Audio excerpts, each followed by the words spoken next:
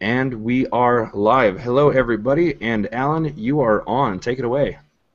Hey, everybody, welcome to the first session of 5 in the Fantastic 40 Masters of Marketing Roundtable. I'm glad you're here, and I know you're going to be after you spend this first 2 hours with us and the amazing group of people we've gathered here. I've been thinking back as we got ready to launch all of this and realized that it was just 2 short months ago I dreamed up this idea and thought, wow, wouldn't it be great to tap Google Hangouts and see if I could get all of my old friends together and people I know from state working, we've shared the stage. I've stared in awe at the stage as these people have presented. I've learned a ton from them. Hopefully they've learned a couple things from me, but if not, they still said yes when I asked them to join me here.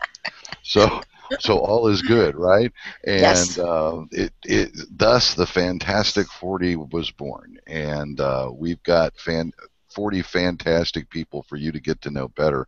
And I have to say, the open Q&A platform that I decided to go with on this was based upon the fact that I know for with the clients I work with, they learn so much more, and I've learned so much more when I have the access to brilliant minds like I've gathered here for you tonight, and the ability to ask them those direct, specific, sticking point kind of questions that you just can't get addressed from the stage or from following through a course book or a training that you inevitably will run into as you build a business or start adding internet marketing to a business. So we also decided to go with the Q&A platform and wide open panel discussion. There may be some disagreements, but what I think we're going to see, as I've been using this phrase frequently the last couple of weeks, is I think all of you are in for some unscripted brilliance. And it's just as simple as that. I'm so glad to be here. I am honored all of you are here with me, and I'm so super honored that I've got these amazing people agreed to join me in something that I think is going to put anything Marvel Comics or DC ever thought of putting together to shame. This is a supergroup beyond any you will ever get to witness again. And I say that because who knows, after doing this one, we might never do it again. It's not been easy. It's been a lot of hours of work, but it's been fun. And this is the culmination. So all I can say is get your questions ready. Be prepared. Don't be afraid to chime in and ask one, because there is only one type of question that's a dumb question, and you know what that one is. It's the one you don't ask. And with that, I'll give it back to you, Zane. Awesome, thanks so much. So we technically started just a few minutes early, just so we could get the set the tone, so to speak, and get all of you who are watching now live. We've got a ton of viewers already watching. We want to encourage you wherever you're watching, whether it be on the Google Plus event page or whether you're on the YouTube watch page. There is a place for comments either below or to the right of the window right here. So feel free to ask your questions, and we will be addressing them as we go through. This is meant to be pretty much like Alan was saying, a no-holds-bar discussion with 8 of the top marketers in our industry. We'll be introducing them shortly as soon as we get the moderator here and introduce her. I will be behind the scenes. I'm Mr. Cameraman, so again, I will be pointing the camera at the right people. But Alan is our fearless host, and the lovely Heather Vale is our moderator, which again will be here shortly. So go ahead and start firing your comments and questions in now. We've got a few more minutes before we actually kick things off. But since this is a new experience for everybody, whether it's a panelist or you're watching live yourself, it's new for everybody. So let's go over a couple of things really quick for those of you who are watching live. just know that if there are any technical difficulties, more often than not, it might be a hinky connection that you might have. Just do a quick refresh of the watch page or the event page, whatever page you're watching on. If you're experiencing any technical difficulties, go ahead and just a refresh should fix everything. Now, if you notice any technical difficulties with the panel here, we will be dealing with it as we go. If you notice any lulls or drags or lags or anything like that, again, as the panelists, we will be keeping an eye on things. But technology is technology. Sometimes we run into issues that we can't control. So if anything happens and you refresh the page and it's still not quite working, just hang tight for a few seconds. Hangouts always correct themselves. So speaking of Hangouts, what you're watching right now is the live broadcast, but the link that you're watching on is also the same link. It's the replay, right? You will be able to replay this instantly. As soon as the broadcast is over, you will be able to watch it from the beginning.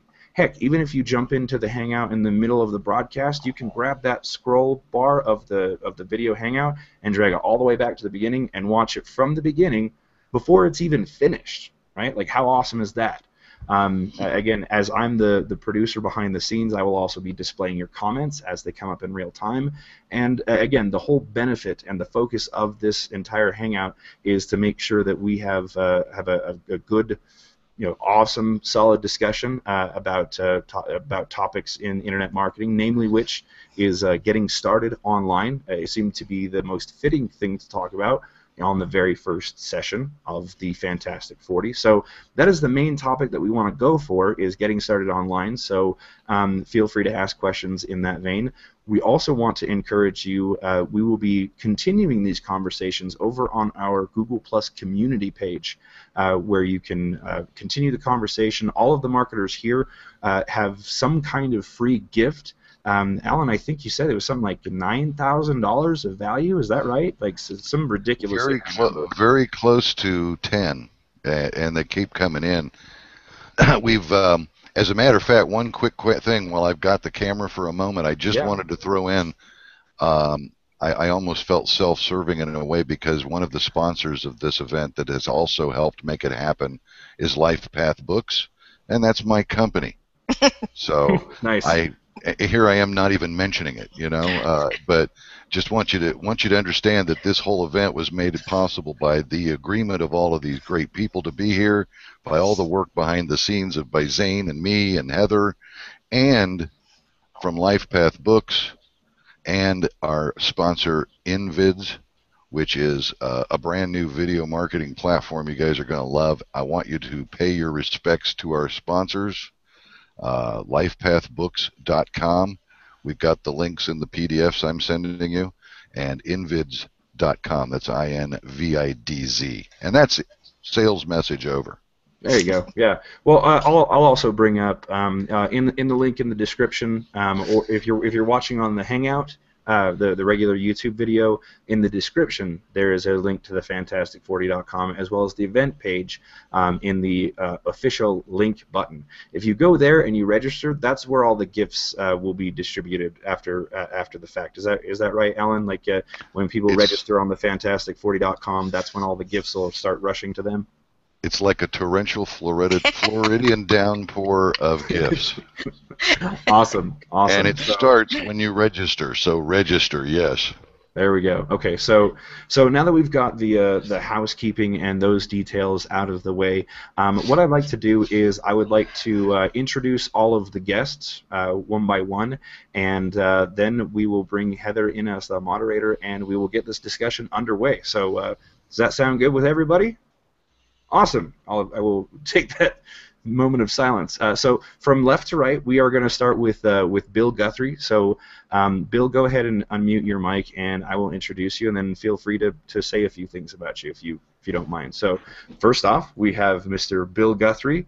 Welcome, Bill. I've actually personally known Bill for a while. I'm very excited that he's here, and instead of ruining his bio by butchering it, I'm going to go ahead and let Bill say a few things about him. So go ahead, Bill. The floor is yours. Okay. Well, thank you. I'm so glad I'm here, and thanks again, Alan, for inviting me to be a part of this. My bio, I've got 2 crazy little girls. I've got a wife that has tolerated me for nearly 20 years. I live in Texas. I do a lot of product creation, and that's really why I wanted to be a part of this first discussion as we talked about kind of like getting started online as a perspective from product creation on my side, which is where I started to see success at the very beginning. So thanks again for having me. Awesome, awesome, great. So the next in the panelist here that I have is David Perdue. So why don't you go ahead and unmute your mic, David? David is runs NAMS, which is one of the most popular events that I've seen, and an amazing membership site. So David, welcome to the Hangout and the discussion and the call. Love your background. Thanks a lot, Zane. You know, it was great to meet you out at Earn 1K a Day about a year ago, and I've been watching you online for a long time too. You're doing a great job. Thanks. And my old pal, Alan Bechtold, I can't believe you reached out to me for this. I'm so happy that we were doing this. Thanks, Alan. So NAMS. NAMS is Novice to Advanced Marketing System. It's a 4-track system, and I've had this for about 7 or 8 years. And I'll tell you, looking across the bottom here at all the people here, I feel like the newbie doing this 7 or 8 years, because these folks have been doing this a long time. This is a lot of experience on this panel. Novice to Advanced Marketing System is really taking people from the beginning and moving them all the way through to a sustainable business in the end. And I'm especially happy to be talking about getting started, because I would not do it anywhere close to the way that I got started. I would do a lot of different things, and I hope we get into some of that tonight. So thanks. Awesome, awesome. Great to have you here. So next up we have Mr. Declan Dunn. And actually the last time that I met him was the first time we did a quick unlisted hangout. He's got some amazing things to discuss. So Declan, welcome to the call and welcome to the discussion. Tell us a little bit about yourself. Yeah, and I want to thank everybody for having me here. It is sort of like seeing a lot of people I haven't seen in a lot of years, which means I started this business in 1994 based on partnerships. And what that means is I do partnerships in content, partnerships for what are called, in the early days, affiliate programs, which you all do. But the basis of everything I do is performance-based marketing. And in 20 years, I've been able to not only build my own agency up, but what I do now is take specific projects, both small and large. We grow visitors, we grow traffic, we grow customers, and most importantly, we grow repeat customers, because I think the big challenge we've all faced in this business, especially those of us who've been doing this for a very long time, I mean, it's my 20th year in online business, is realizing with all the changes, it really comes down to a core thing: building the customers, which builds in the asset value of your business. So I do this with companies for just growing revenue, having fun, making friends, and as well as acquisition and even IPO a couple times. So I hope to add something to really for people here, and thank you for having me. Fantastic. Well, next up we have Michael. Michael, will you help me out here? I don't want to destroy your last name. How do you pronounce your last name? Well, I pronounce it Angier. I have a brother named Pierre. He pronounces it Angier. All right. And I guess I would too if my name was Pierre. In any case, I'm really glad to be here with you guys, and also to see some old friends, and to have a chance to visit about something I think that's really important for people, because I think a lot of people are scared to get started. I started much like Declan almost 20 years ago. We're in our 19th year, so we were just kind of, I started with a mailing list and a newsletter before I even had a website, and so I've been at this a long while. Probably wouldn't be as successful today as I was then, because back then people actually wanted to get on mailing lists. But anyway, I started something called successnet.org, and we've been doing it, as I say, for that period of time. We publish books, we publish newsletters, we publish information and inspirational ideas to help good people become even better, great companies become even better. And so what we look to do is to provide information that helps people live their best life, and that's our slogan: to create and live your best life. And so we've had to learn it as we went along, and glad to be here and appreciate being part of such an expert panel. Awesome, awesome. Really looking forward to your insight, Michael. So the next person we have up here is Raleigh. Raleigh, I enjoyed going through your bio, and you've got a lot of really interesting stuff. So why don't you go ahead and introduce yourselves and let us know all about you. Well, thank you. To begin with, I started in this business in 1980. Not online, of course, but I started doing public relations. I have a company in 1980. And along about 1992, I believe it was, 93, I was going on tour with a lot of these gentlemen all over the country, tap dancing, our hearts and our minds and our knowledge as best we could. So that's basically what I do is PR, public relations, and now I do it in social media. I try and promote goodness, like Mike said, and information, like all of the other people said.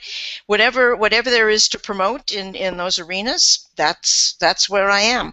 I do talk all over the world on public relations, social media. I started in Abu Dhabi 11 years ago talking about social media, and I think they ran me off the stage because they thought they didn't know what it was. So I had to go back, and I went back to Kuwait, and I went back to Dubai and taught social media, which was a lot of fun, and made everybody love social media now, and it's a good thing. I enjoy what I do. I enjoy teaching.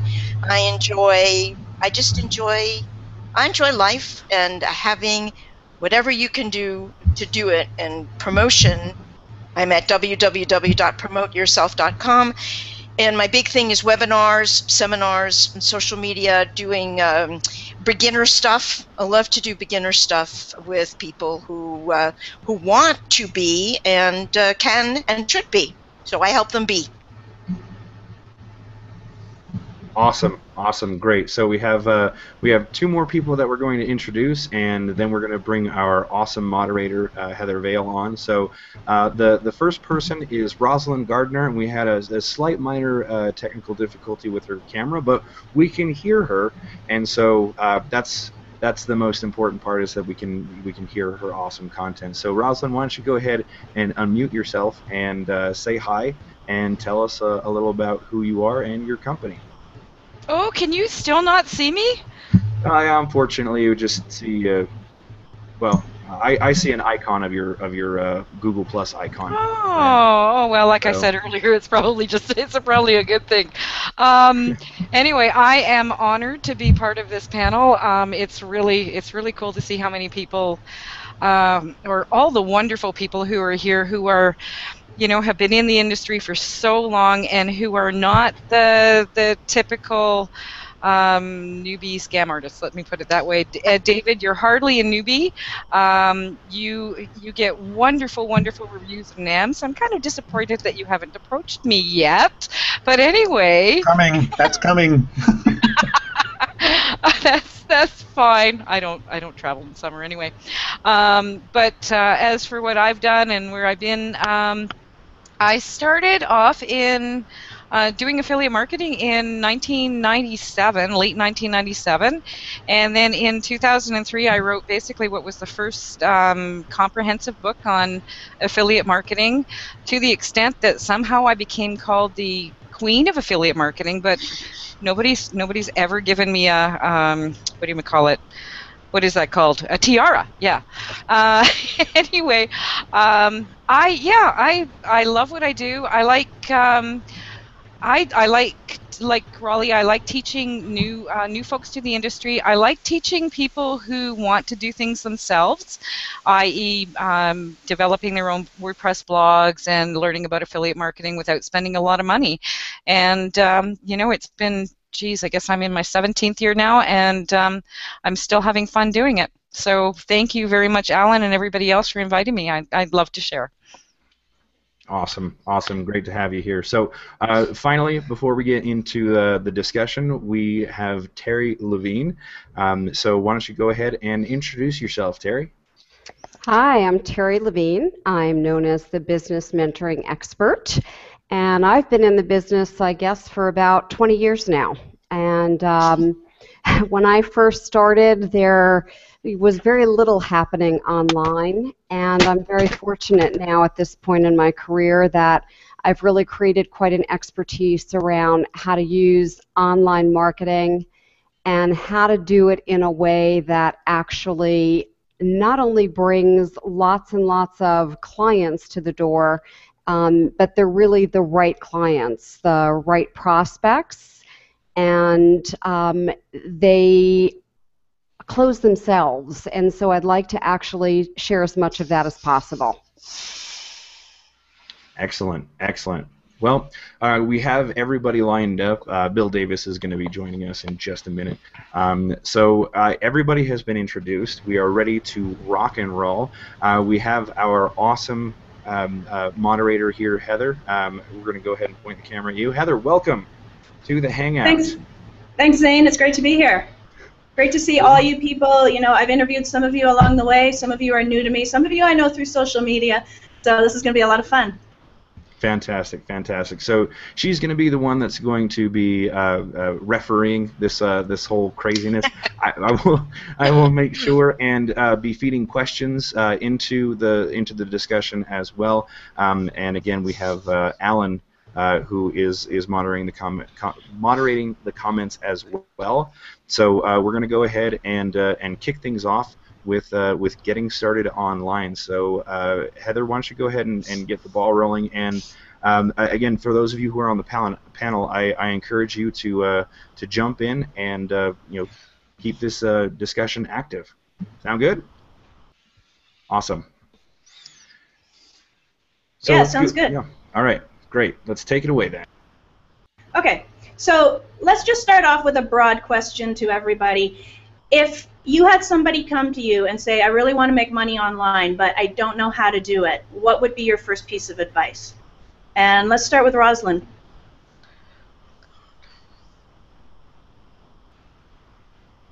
Rosalind, now I don't hear Rosalind. Okay, I'm unmuted now. My first piece of advice is go read my blog. Actually, go find some good trainers, good mentors who have a great reputation, and don't try to do everything immediately. Read what you can first so that you understand a lot about the business before you start, like buy a domain name or register a domain name and buy hosting. Really get a good idea of where you want to go in this business, because there are so many different directions that you can take. And so I'd say, you really need to decide what your forte is first and go with that, because doing what you enjoy doing is always so much easier. Yeah, okay. Michael Angier, what's your answer to that one?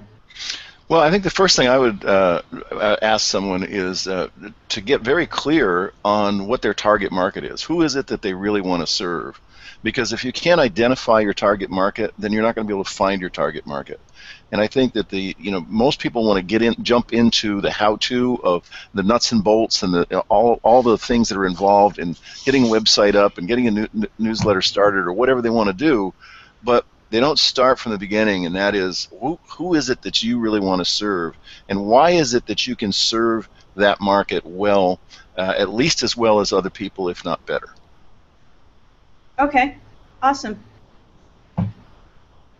Let's go with Terri Levine. What's your answer to that? Well, my answer is, first of all, agreeing with Michael and then adding on to that, along with your target market, knowing what your core unique positioning statement is. What is it that you can do that is uniquely different than anybody else in the marketplace? And you have to have that statement before you start doing any online marketing. Yeah, exactly. Okay. How about Declan Dunn? I'd approach the question a little bit differently. First, you're not there to make money online. You're there to find customers. Because if you want to make money, you could go get paid to write articles for Upworthy or something like that. I know that sounds nitpicky, but it's not, because the key is, what I would do in the very beginning is to what Michael is saying. what Terry's saying, find your customer, know your market, but start out a little differently. Rather than with your business, start out like the customer. Go out and forget like you don't know anything, because they're not going around looking for everything you're selling. Go out like that customer. Go to Google, search a bit. Not too hard, by the way. Go to Facebook, go to some groups, find out who they know, like, and trust. Find out the copy, the positioning that everyone else is doing, and don't copy it. Because what you find is everyone sounds the same. So what I'm saying is, when you go out like the customer, forget your product, forget the money for a week or two. Go out like the customer. Not only will it be clear, you'll be able to really see how to put your messaging together. You're going to see the flaws. And most importantly, you're going to start where you should always start with, honoring your customer, connecting with them, and making sure that your message stands out from what everyone else whose competitor is saying about your product. And last thing, if you think you don't have any competition, spend another week as the customer, because you always have competition. It means you haven't looked hard enough. So right back to you. Yeah, some very good points there, Declan. All right, let's have David. What do you think? So this gets into what I was kind of alluding to earlier, and it's right up Rosalind's alley, I think, because I started out trying to create products instead of figuring out where the market was and going after the customers, like has been said by Declan and others. The thing that I would do first to make sure that I got this completely under control is I'd start selling affiliate products, and I would find affiliate programs that pay me forever. I'm a big proponent of lifetime referral systems, and so build those base incomes, and then you can really have something to build your own products on after you learn the ropes. So I would do affiliate products always, low investment. Okay, I think Declan did that, and I think Rosalind did that. I think we've got a lot of people here who did that. That's right. All right, let's hear from Bill Davis now. What do you think? Bill Davis? Hey, am I on? Yep, you're on. All right, cool. Hi, everybody. I totally agree with David. I was going to say that becoming, doing the affiliate marketing side of things is probably the best way to go, because you have to create a lot less assets. And this business is all about creating assets, or at least controlling assets. And, you could start out as an affiliate marketer.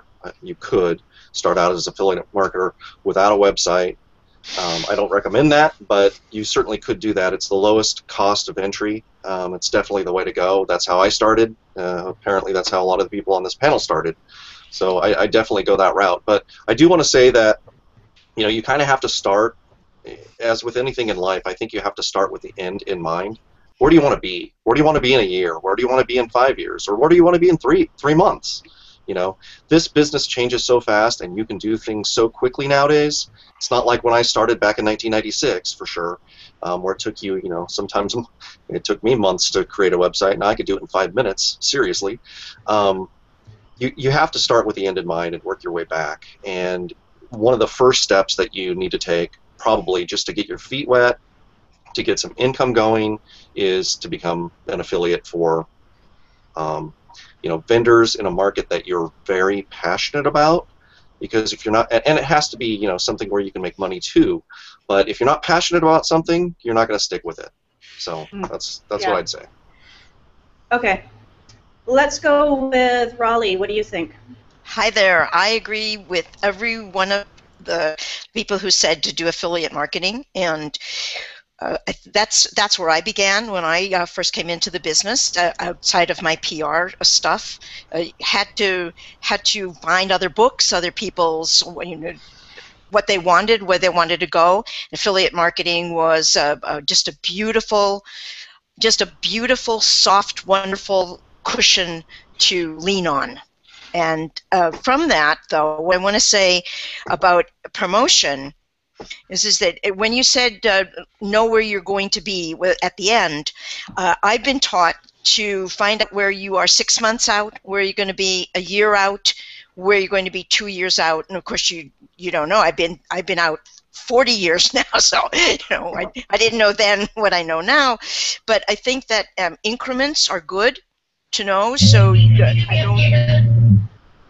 I don't think that you rush right into a whole list of affiliates as throwing the dart against the wall. I don't think that's a really good idea.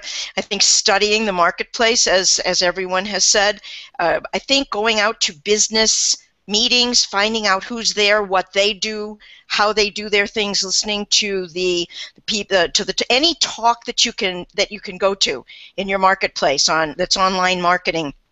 Offline, online, social, go out and listen to them. Just immerse yourself and collect the cards, have lunch, have dinner, talk to the people where you would like to be 6 months, 9 months, a year, etc. out. I think that you have to build your bridges before you decide to cross them. And that's where I would go, to just what everybody else said, and just that I'm in PR, so I would promote a little differently. But I'd still be promoting just as they. Yeah, okay, that totally makes sense. And how about Bill Guthrie? What are your thoughts? It's interesting because I think I may be the only person on the panel that's of an age where when I got started, these were the people that I was listening to. So that's kind of cool for me. Thank you. I would say that, I think, to repeat the question slightly different, I think when you say, well, if you just want to get started online, marketing and to make some money online, I think that in people's mind they have the idea of create a simple website and it just starts spitting out money, right? And so some of the advice here is it'll spit out money with affiliate marketing, and whether that's true or not, I think that's a debatable thing in the time that it takes. What I would honestly say to someone if they were saying they wanted to get started would be to let them know they need to figure out something that they want to get good at. So an affiliate really needs to get good at traffic. You have to get good at traffic, right? Like that's your job as an affiliate, to move traffic to an offer. And so I think that we have to, part of my answer would be a question to them saying, well, what is it that you're prepared to get good at? Do you want to get good as a writer? Do you want to get good at search engines? Do you want to get good at paid traffic? Like, what is it that you really want to get? You want to get good at being creative? And I think that if I had some more information from there, I love what Mike said at the beginning. It's really about figuring out who you want to serve. And I think that's a huge idea there, is to say, well, who do you want to serve? And then how are you going to serve them? How are you going to be able to get that offer in front of them? And so, it's a hard answer. I don't know if affiliate marketing would be my answer these days, but I know that that's a very successful model. Yeah. Okay. So some very good thoughts from everybody there. Now we have some questions from the audience, and I will get to those. But there's a few things that I want to establish first, so we kind of have a foundation here. One of them is, I know that all of you have come across marketers who teach what I call the profit model. So it's market research, it's keyword research, it's do your testing, do your tracking, and it's all about increased ROI, but not necessarily in an area you're interested in. They're teaching to research what's popular online, what other people are looking for. They're teaching you to research basically the most profitable markets. And then there's the other side of the coin that I call the passion camp, and most of the answers here fall into that category, where it's things like find what you're passionate about, find what your unique, what your skills are, what your talents are, what drives you, what you want to offer, what you're going to give to the customer. And ultimately, we do need a balance. Obviously, there's no point in going out and following your passion if there's no money there. However, at the same time, if you're going to follow something that's just making you money, it's going to be a short-term venture, because we can't just continue doing what we don't love day in and day out. So are there any thoughts on that dichotomy? I'm just going to throw it out there if anyone wants to add anything to that, what you really feel is the most important, where the balance is, or if you even think that one side's important and let's just get rid of the other side. Anybody? Yeah, it's Terry. This is one of the things that I often address, because I've seen a lot of business owners make the mistake of just following their passion and not looking at whether or not their passion is something that's profitable. Is there a niche? Are there people who have money to spend on this? is this something people want, or is this just, like a pet rock that's out there? And so I do think that you have to balance both. I do think that as much as people do not like to do market research, you have to do market research.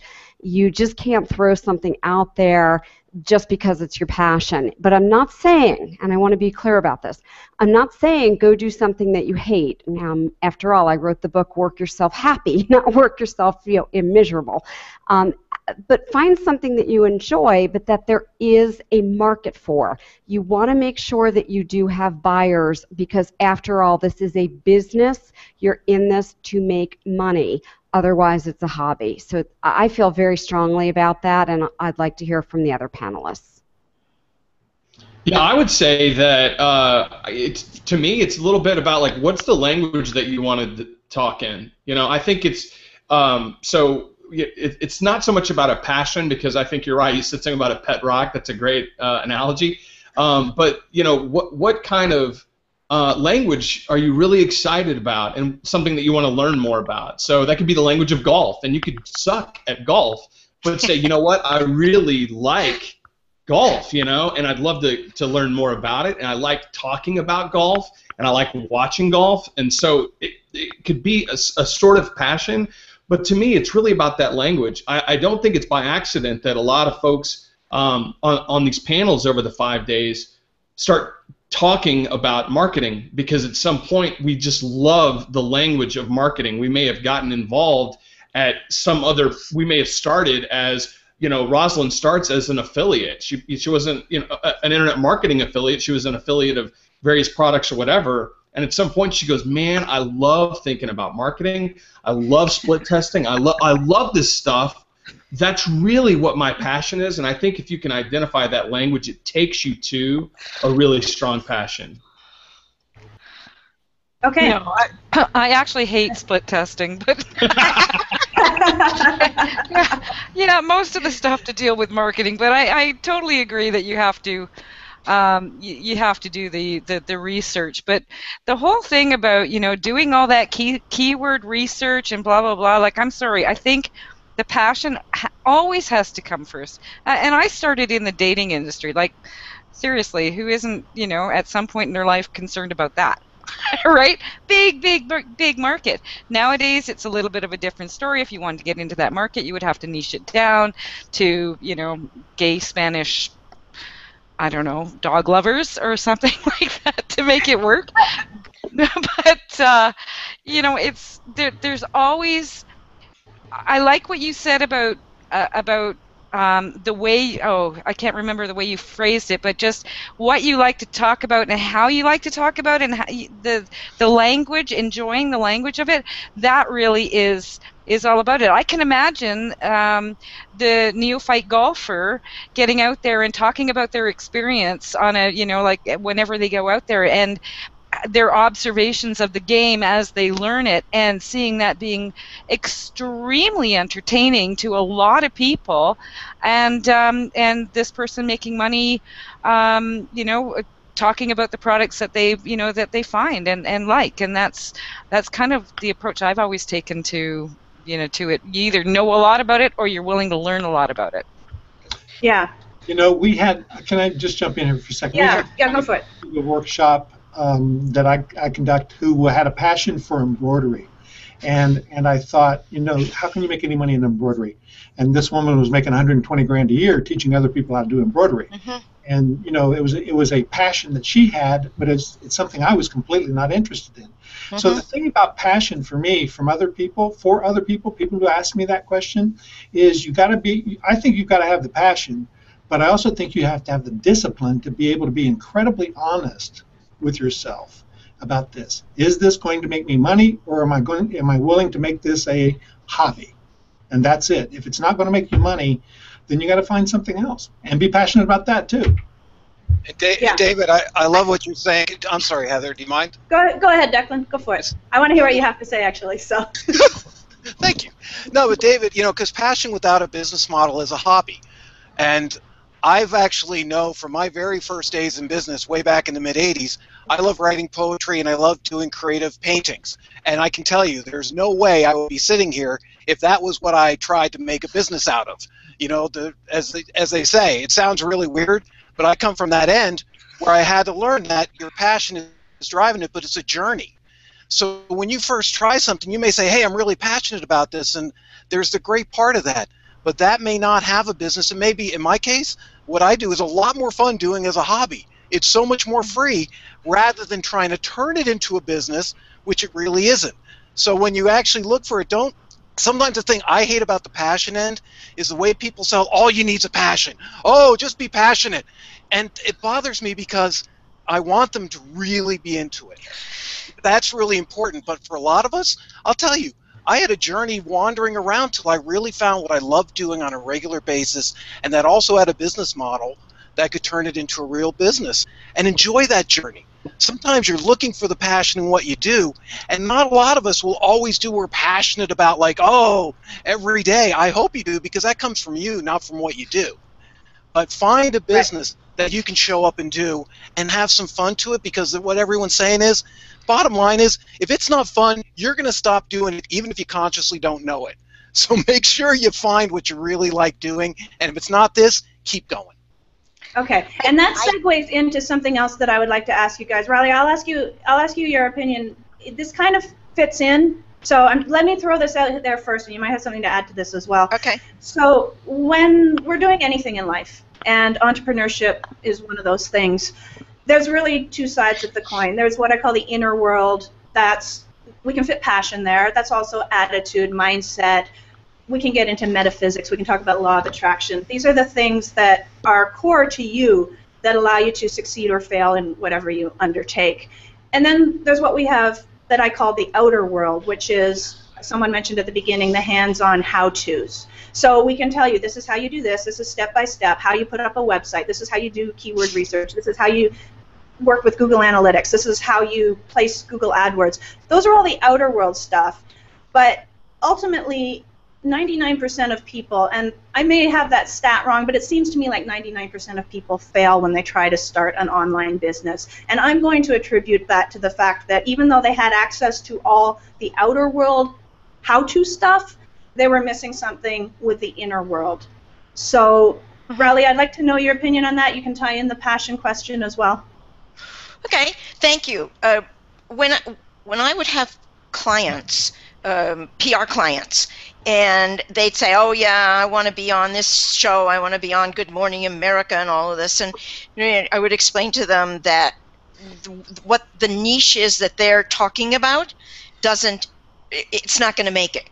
So we'd have to tame them down a little and find out what they really are good at within their niche. So the niche is wonderful, but you have to figure out what's going to work within that niche. And that's what I think a lot of people who immediately get up websites, etc. You know, I've had 30 years of watching this happen. Well, they want to do here, but what they really are good at within that here is over here. And trying to get people acclimated to that core, and that again is you know, they have a passion, but the passion can be better serviced in here. So to get people to understand that, Terry is a good coach, Declan, people that I've worked with for a long period of time, but to get people to understand that, I think, is the blessing that we have to offer people, is to not just say, oh yeah, sure, okay, here it is, but to help them they're malleable, and to get them in there. And unfortunately, there are people that can't and won't, and I think that's when we step out. Yeah, okay. Now, Michael Angier, I know this is right up your alley when I'm talking about the inner world, the outer world, the passion, all of that. So I'd love to get your thoughts on it. Well, thanks. I think I'd like to go back to something Stephen Covey said years and years ago, and that is no profit, no mission. So it really is a balance. It's not a case of one or the other. I think to me the secret, if there is one, is to marry your passion with an actual business plan and with an actual ready market. So we created a course last year called Lifestyle Business System, and really a big piece of that is marrying your passion to a ready market. And so I don't think it's one or the other. It's, you know, to me the magic happens when you've got that passion and you've got a viable business plan with a ready market, a market that can afford it, somebody that can write the check, and a target market that you can find. So it's to me it's a meshing of both of those worlds. Yeah, yeah. Ultimately, everything's a balance. Life is yin and yang. So, you know, we have to find that balance in whatever we do. Terri Levine, did you have any thoughts on the power of the inner world versus the outer world and what people should focus on? Yeah, thanks, Heather. I really do. I always start people off by saying you first have to get the inner right before you can get the outer right. And a lot of people don't have the mindset right. And until you get the inner lined up and your inner landscape lined up, it's really hard to work on the outer of your business. So when you get the inner lined up, then you can take the right inspired outer actions. And I just think that's an important point to say here too. Yeah, yeah, definitely. Does anyone else have anything to add to that before we go on to questions from the audience? Yeah, yes. Go ahead. Oh, this is Bill. I just wanted to say that there's really kind of like there's three pillars to this, I think. One is passion, and we beat that dead horse. And we also want to know what makes money, but we also, I think, should, you know, kind of think about what we're good at, because you could be good at something but absolutely hate it. Like, I'm really good at writing content for other people, but I hate it. I like writing my own content. So, you know, I definitely don't want to be a ghostwriter or a content writer for somebody else, even though I'm really good at it. I have no passion for it, and it makes me money. And when I want to make extra money, I do that, but there's really nothing there, you know? So I just wanted to throw that out there. Okay. And someone else wanted to say something. I'm not sure who that was. Was it Raleigh?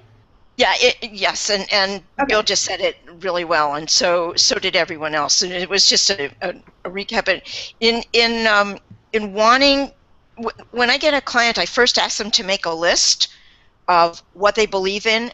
You know, not the it has to do with the inner, what you're talking about, but it's not really. You know, it's really, who are you? Where do you come from? What are your goals? And I have this checklist that I put out, and if I don't feel, after going through the checklist over and over, not and over again, but just a little bit, if I don't see what they should be able to see or where it should go, then I step out of it.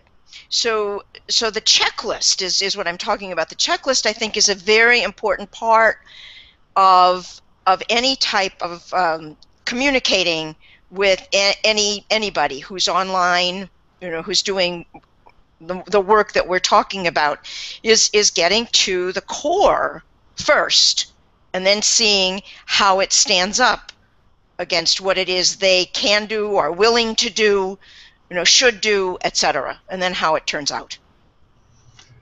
Can I say one more thing? Okay. Yes, go for it. The thing about passion for me and business together, and I love what everybody said, you can't do one without the other, or you can if you have a passion for making money. That could be the other thing that you have there, right? That's a good point. So, but one of the things is that if you don't have the passion for it, you will end up being able to kill your passion if you're not very careful. If you don't, I did this. I was a photographer for 20 years, a good one, and I loved it. I turned it into a business, and I hated it because I didn't make any money with it. But the thing about passion in business is, if you are passionate about your business, you're going to do anything you can to make it successful because you love the passion. But if you're not committed, you're going to kill the passion, and you're going to end up losing big time. So that, to me, commitment is the absolute most important thing you can do in addition to passion. But to me, commitment is first. Yeah. You know what? I think bottom line is the willingness to work your butt off. Absolutely. However, if you love it, it doesn't feel like work, right? Exactly. No, and that's exactly it. But that's what people really don't understand until they actually get involved in doing it, right? Yeah. Yeah, absolutely. And okay, let's go to some questions. One other thing, and I think if you love it, you should be willing to let it go if it doesn't work. That's true as well. Yes. Absolutely. If you love something, set it free. Right, exactly. Yeah. All right, so we're going to get into some questions from the audience here. We have one from Thomas from Michigan who wants to know, how do you stay focused with so many distractions out there? Let's go to Bill Guthrie. Unmute. Okay, I think the easiest way to stay focused is to know what you're doing, and to really have a plan of action every day or every week or every month, or whatever your project entails, that there are a series of steps that need to be taken. And I think that where we can start to get highly distracted is when we don't really know, and suddenly we're on the internet looking over here, looking in Facebook. I mean, there's so many time killers out there. I think we all fall prey to them. But even in those minutes, you have to realize I'm screwing around and I know it. But that's okay, because I can go back over here to the recipe that I have to follow to get whatever needs to be done. So I think so much of that comes from not knowing what to do next, not knowing the order in which you should be doing something. And then it just, by that uncertainty, it just allows us to get highly distracted. And even though I work at home, I kind of keep business hours, and I try to keep my door closed. My kids want to run around and things like that, and I've got to kind of manage myself. But I think it's really critical to know exactly what you're doing, and then if you know what the next thing that you're going to do is, my guess is you're more likely to do that than to, just screw around with something else. What do you guys think? Bill, there is an app for that. The distraction app. Yeah, there are. And I forget what it's called. Jim Edwards wrote an email about it years and years and years ago. But seriously, it keeps you focused. It won't let you visit certain websites if you're doing something. And I found it really quite helpful for a while. Actually, just to give a plug to someone in the industry who we all know, Mark Joyner's Simpleology also has that aspect to it as well. Perfect. Yeah. And I would just like to ditto what's already been said on this, because it's all right for sure. But I would suggest two things. One is that it's really easy to avoid distractions when you have a very powerful why. So if you have an emergency in your life, that has your full attention, and you're not going to have much in the way of distractions. And I'm not advocating management by emergency, but certainly management by urgency.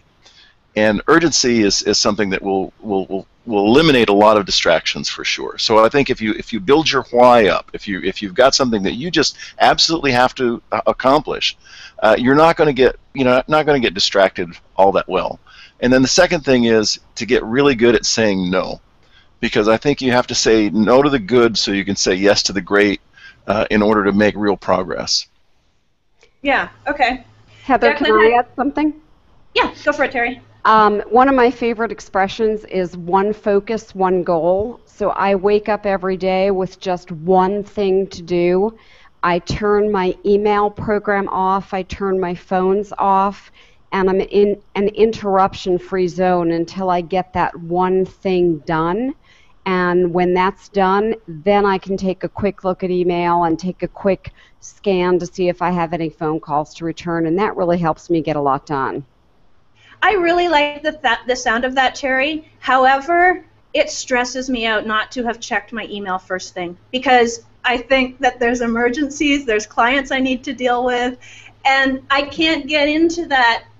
I can't get into that relaxed state until I do make sure that my emails are checked. There's so many emails will people still that be think there. that way. That's what I was going to say. They'll still be there, and that's just a mindset thing. And I tell all my clients, just get into the habit of doing that, and you're going to find that actually you'll have a lot less stress. Try it for 14 days, Heather, and let me know. Okay, I will. I'll do that for you, Terry. No, Okay, Heather, that's because you're not a full-time affiliate marketer. You wouldn't have to be worrying about all those clients if you were. Right. Yeah, very good point. Very good point.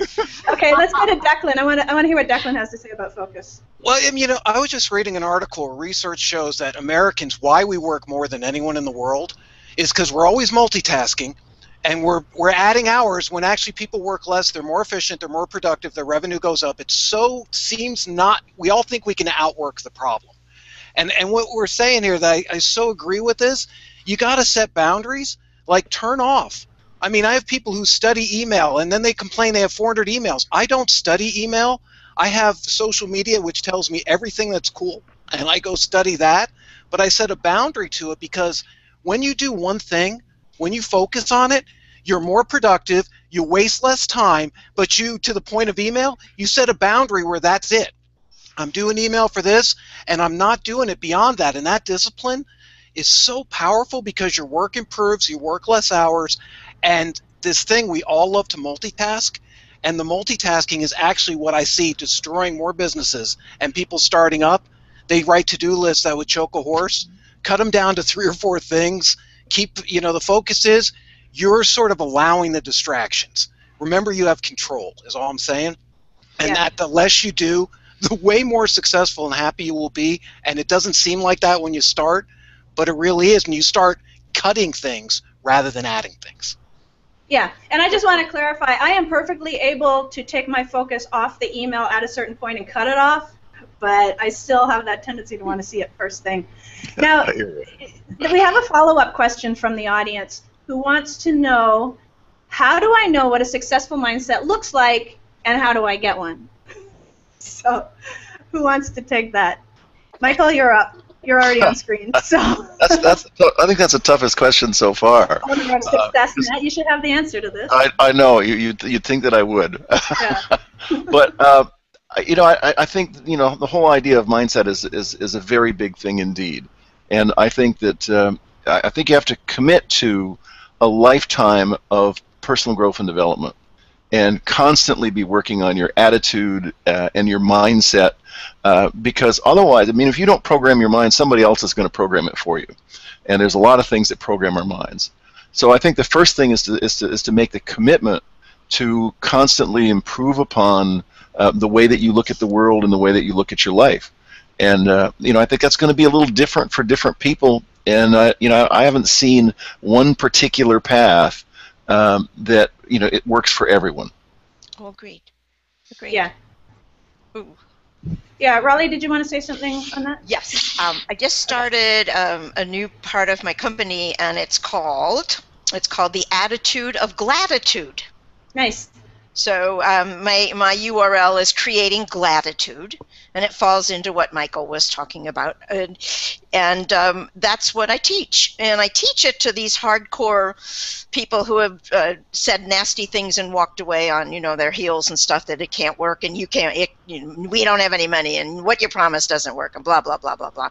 So I decided that I had just about had it up to here, with this kind of a stuff, and so I decided that I asked myself, what's most important to me, and what was most important to me was gratitude. And just a phrase is just being glad, being happy. How do I know my mindset is what you were talking about?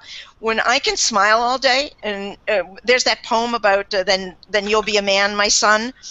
So yeah, when I can smile, even if I'm feeling bad, if I can still smile, if I can sleep all night or all the way through, if I can love what I'm doing, and knowing full well that some of it needs to be redone, done a different way, but I'm happy to be able to do that.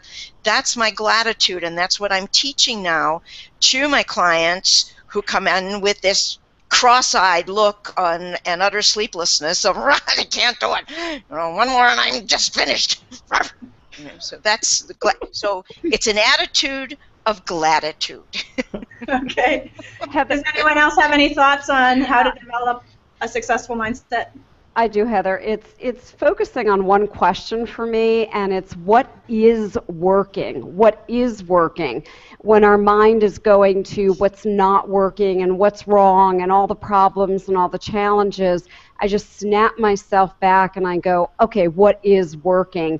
And that helps me keep my mind positive, and it works really well for me. So, Heather, I think this is an incredibly important question, and people have to get this. Because for a person starting out, if you don't have the right mindset, you're going to dig a hole that you can't get out of.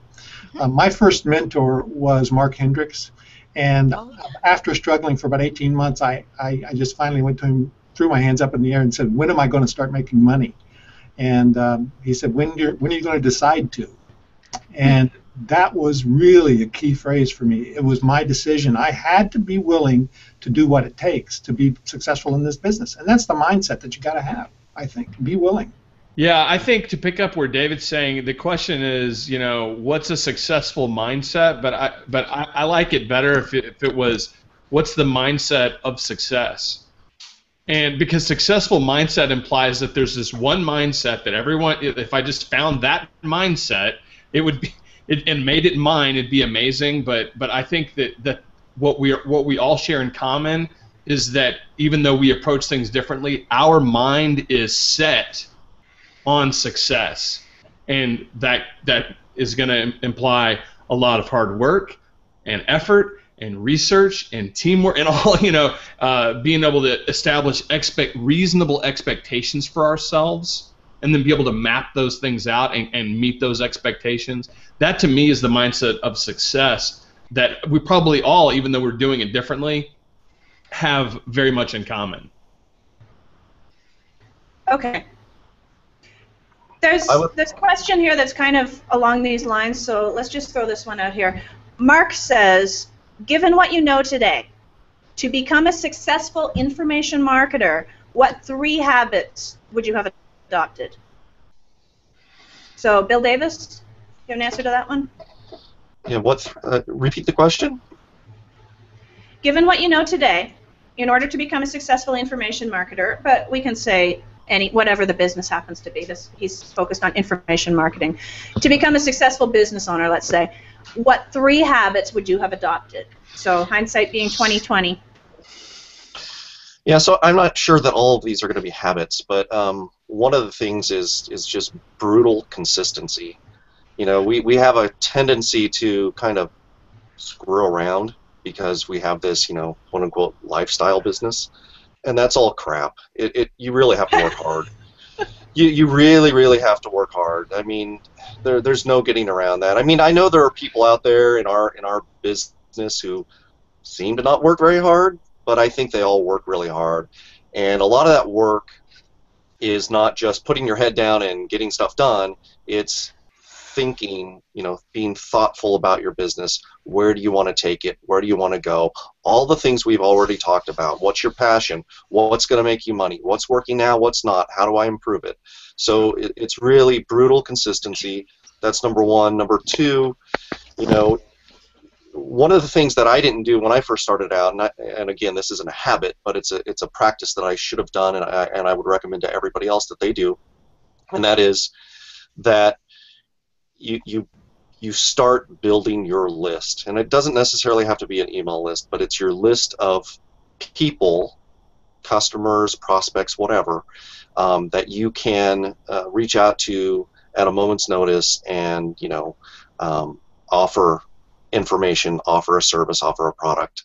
A lot of us, especially the people who start out with affiliate marketing, we don't even think about that. And then 4 years down the road, you're like, I don't even have a list now. I don't have a list of buyers or anything like that. I gave my list of buyers to the vendor.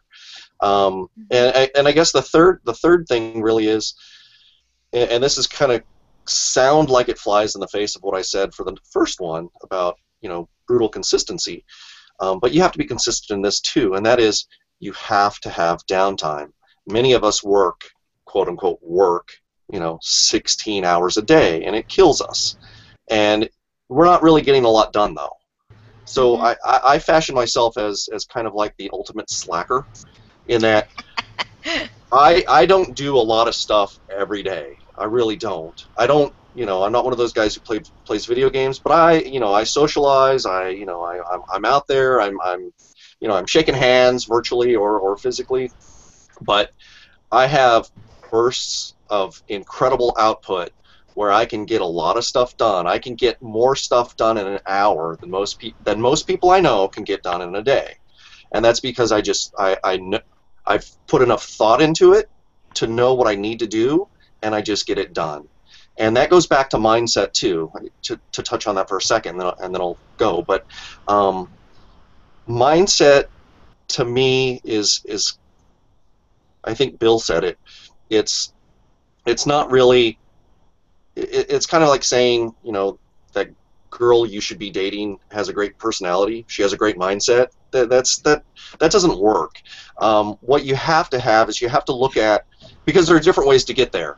Not everybody has this one mindset that's success. It's successful people have various mindsets, and you have your own. You'll figure it out. But it really is all about, what do I want? What's at the end of the road? And how do I get there? It's really just a roadmap. And everybody knows that the path to success is not a straight line. It's the zigzaggedy line, but you still have to course correct and figure out where you want to be. And that's the hardest part of this whole thing about getting started, is because most of us don't know where we want to be. So I think you have to figure that out first. Where do I want to be? How do I get there? Good. Can I jump in? Heather, can I jump on? Go ahead, Rosalind. I just want to agree with Bill, especially on the point of the email list. And anybody who's new and listening to this, thinks, oh, that's another thing I have to do. I consider it. That was one of the first things I learned, and I'm so glad or thankful to Corey Rudel for having taught me that right from the beginning. But I don't really consider it about building a list. It's about cultivating relationships with people, and I found it extremely valuable. I had a period there where actually my hosting service provider died. None of my sites were online, but I did have my Aweber account, and I tell you that worked a charm. I was still making money, and it wasn't like I was trying to make money at that point. I was kind of bemoaning to the world about, the loss of my friend and all my sites. But anyway, yes, cultivate those relationships and use an autoresponder service. Absolutely, don't do it yourself. Use an autoresponder service. Okay. Michael, what did you want to say? I like the fact that I agree with all that's been said. So dittos on that. But I like the fact that the caller or the participant asked for 3 things, because I'm a big advocate for the number 3, and I think that you can focus on 3 big goals, but you can't focus on 25 big goals. So first of all, I think it's great to have the 3, and at the risk of being a little bit self-serving, I actually wrote a book about the 3C formula for getting what you truly want, and that really comes down to 3 things, and I talk about this a lot, and I try to do it myself. Like all of this stuff, it's easier to preach about it than it is to do. But the three things are clarity, concentration, and consistency. And if you get clear on what you want, why you want it, how you're going to get there, that's the first step. And the second is to be focused, to be concentrated. So how can you concentrate? And we talked a little bit about this earlier. And then the third is just being consistent. And so in everything that I attempt, whether it's a project or a big goal or just running my business, it's where am I in those 3 areas? Am I clear enough? Am I focused and concentrated enough? And am I consistent about it? Because you can do a lot of things right, but if you aren't consistently doing those things, it's not going to work for you. Yeah. Okay. Now, we're halfway through the show right now, and our producer, Zane Miller, has something to share with the audience, so we're going to take a little break, and here's a word from Zane Miller. Awesome, thank you. So what you're seeing right now, this is my screen that I'm sharing right here. So what you're seeing right here is this link that's right here in the description. You can see it right here and now. If you click on this link, you will be taken to the Fantastic 40 Google Plus community. This is where we will be continuing this conversation. I mean, if you think this first hour is good, then definitely stick around for the next hour, as well as continue over here to the Google Plus community. You do have to ask to be let in, but I'll let you in right away. And this is also where the panelists will be. This is where they will be continuing the conversation, and if they have gifts or they have maybe some extra consulting, something to continue that relationship, it will all be here in the community. Also, all of the schedules for the upcoming days will also be here. Everything that you need as far as information goes for this event and continual conversations that we'll be having in the future with the panelists, as well as their amazing products and gifts. This is the place to go. So please go over to the community if you want some more information on that. And that was it. Thank you, Heather. Okay. Now, Bill Guthrie is typing one habit, at least, into the chat box over here. So, Bill, do you want to share that with the audience? Yeah, I said my three were a great habit is to sleep. I think that you got to get your sleep. I know that sounds a little silly, but if you're just starting, when I was just starting, I had a full-time job and a lot of other responsibilities, and so I ended up compromising a lot. And so I would definitely recommend people sleep. Another good habit that I would recommend would be to always be wanting to learn something, and because I think that marketing and online marketing is, as it has been repeated already, is a system of learning, and you've got to always be in the mindset of wanting to learn something, and then also to experiment and to be someone who's bold enough to try things. This could be try a different market, try a different type of traffic source, try get out of your comfort zone as much as possible with your business. Anyways, those are three that I liked. Okay, nice. And Raleigh, did you have some habits to share? Oh, you need to unmute yourself, Raleigh, real quick. Yes. Oh, there we go. I got caught in my habit. One of my habits that I try very hard to keep is to smile. I think that's real important. Also to eat. Many of us just barrel through the day and we don't eat or we don't drink enough water. So I think keeping healthy is a very good habit to get into. And the third habit is to sing. I don't sing very well, but I was taught that if you hum a lot and if you sing, and even if it's off key, it's a really good habit to get into. Do it by yourself, or if you have an animal, put him somewhere else. Pull it somewhere else so it doesn't attack. But the joy that it brings and the ease that it has that goes through your body allows you to do the other habits that you probably are not really interested in doing.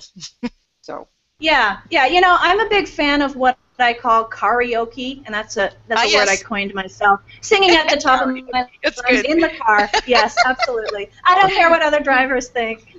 Right. It is what it is. Right. That's good. All right. Okay, I got two questions here that are kind of similar, so I'm going to throw them together. One is from I'm going to murder that. I'm not going to say his name. He's from Spain, and he wants to know, what do you do to overcome the barriers that people put up themselves to change? And we have another question, which is very similar. How did you overcome the fears and internal negativity you may have had? So let's hear about overcoming barriers to change and overcoming internal fears and negativity. How about Rosalind? I think you're muted. Okay, I'm unmuted now. Okay. Yeah, you know what? I love change. I love challenge. I was an air traffic controller for almost 20 years. So, I mean, change is just something that I just like, right? Like, it's interesting. It's fun. It's what keeps the juices going. And fears. I had a best friend, and one day I called him up. My income had come down a little bit, like by about 2/3 1 month, which was a lot at the time. And so I called him up and I said, hey, so if all this is for naught, may I may I have, like your spare bedroom, and would you paint it green? And he said, of course. And he did. And, well, actually, he moved in with me into my big house. But so I don't know, just having that soft place to land, or knowing that you have that soft place to land is a very good thing. It's like, it was. I don't deal well with fear, so I just kind of work.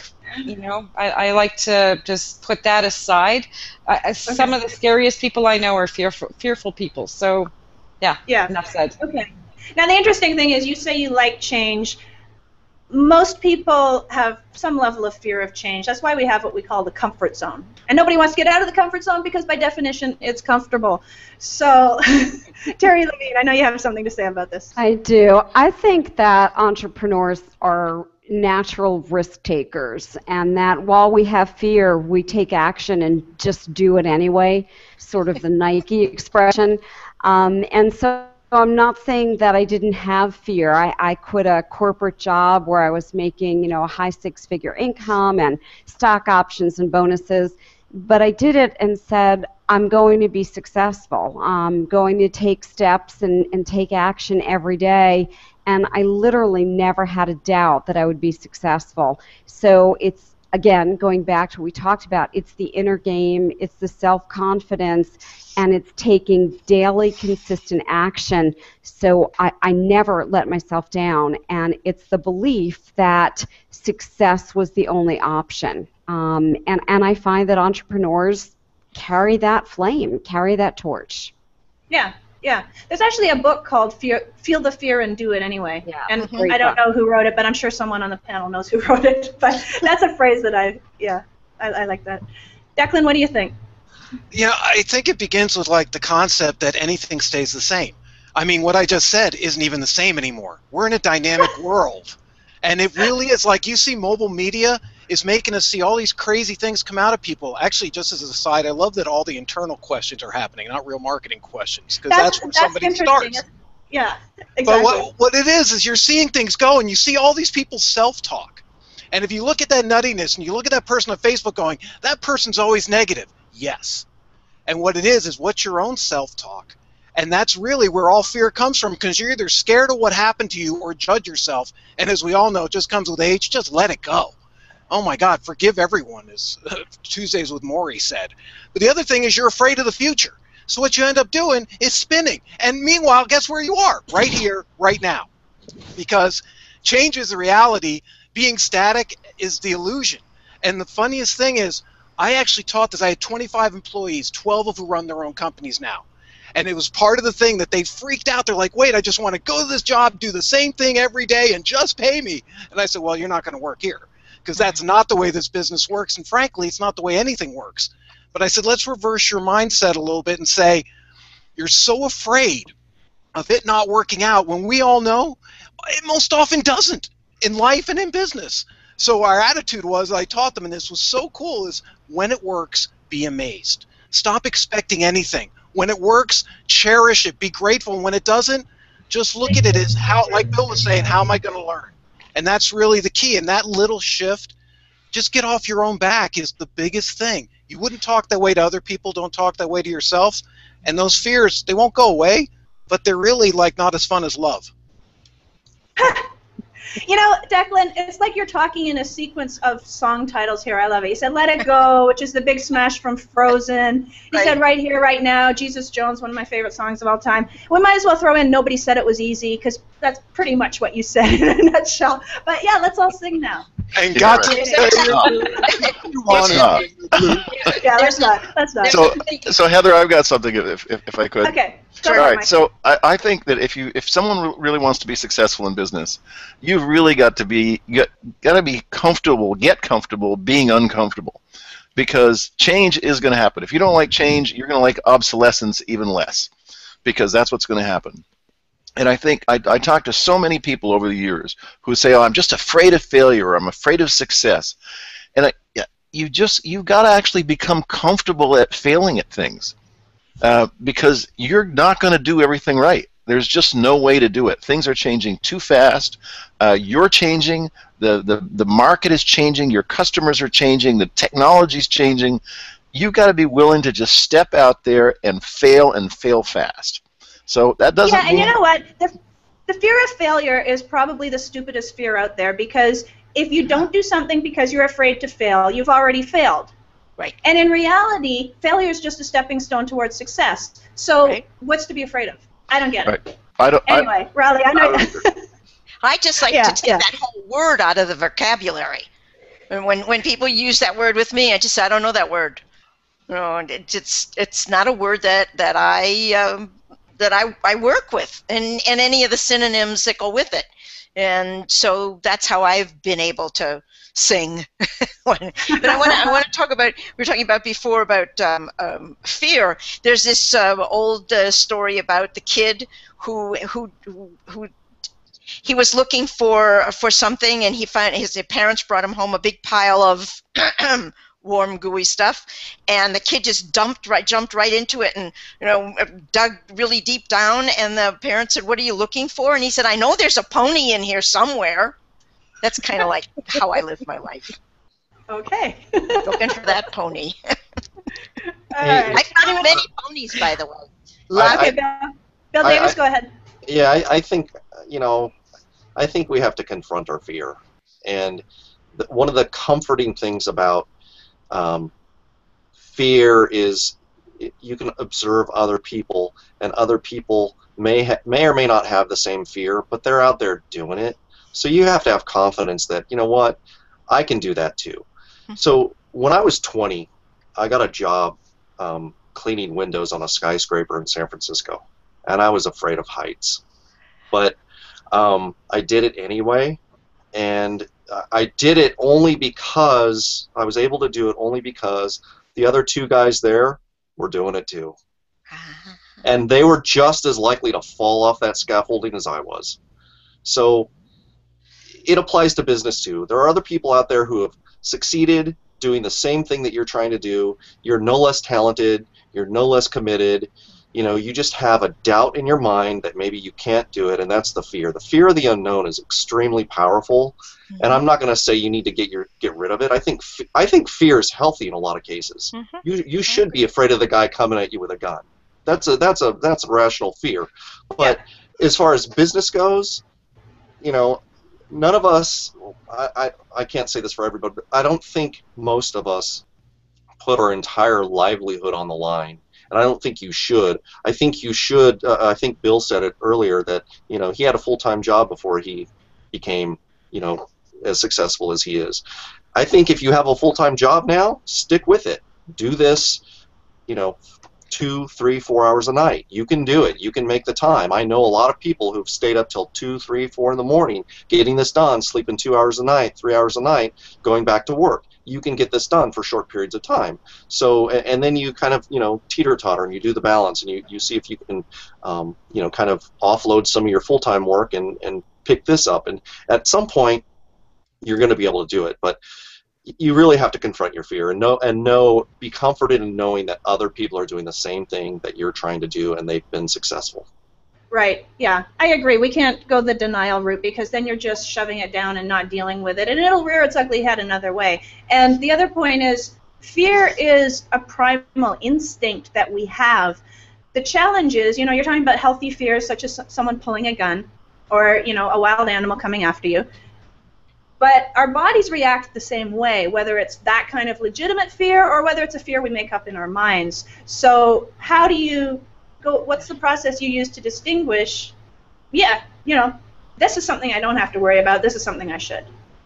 Well, I have 3 kids and one on the way, and one of my kids really is fearful of roller coasters. And I tell him, and it hasn't gotten through yet, he's 8, I tell him that watch this roller coaster run. Nobody has fallen out. Nobody has gotten hurt.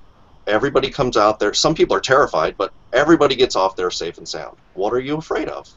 It's a fear, but it's not really a rational one, because odds are nothing is going to happen to you.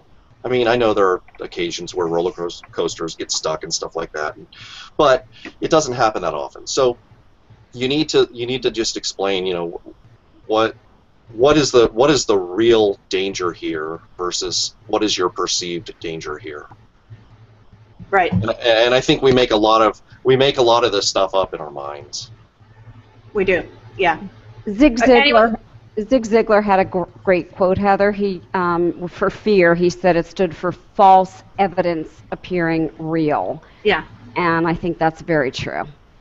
Yeah.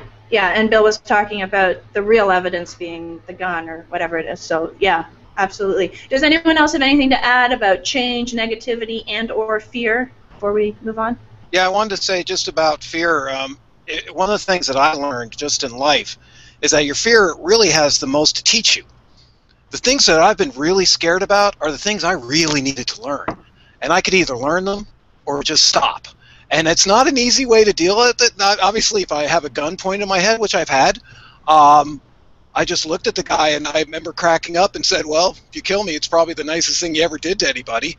Now, luckily, now my life's over and I'm a hero. I have no idea where I came out, but at that point, he was off of his mind. I was on Haight Street in San Francisco. He was crazy. And what was funny is he chuckled. And I was scared, fight or flee response, but really it just taught me something that no matter what it is, you have so much to learn. And when you turn that into it, not to be afraid of everything, but usually the stuff I've been most afraid of, like heights, I ended up painting on a house 20 feet in the air as my leg shook. And I just said, stop. Mm-hmm. You're just on a ladder, man. You're not going to fall off. And it wasn't that simple, but I'm just saying, look at them as something to learn from. I want to jump on that too. Declan, you're not the one with the gun to their head, by the way. I've had that happen to me as well. It ain't fun, but you react the way you need to react. So the thing I wanted to say about the fear and the change piece, to me, they're completely related, because anytime there's change, fear is going to happen. I don't care who you are. Anytime you have any change, fear is going to happen. And the person said the question was, how do you get over your fears? I don't get over my fears. I never get over my fears. I just do what has to be done next. And Michael said earlier about the management by urgency. That is the best way to get through it for me, because I just look at what has to be done and do it. That's the thing I have to keep in front of me. The other thing I'd say about fear is, I lost a business in 1995, and I was homeless, living in my car for 3 months. And, anytime anything happens to, by the way, that car, the reason I don't have that car anymore is because a tree fell on it while I was homeless. All my stuff was in it, so it all went away.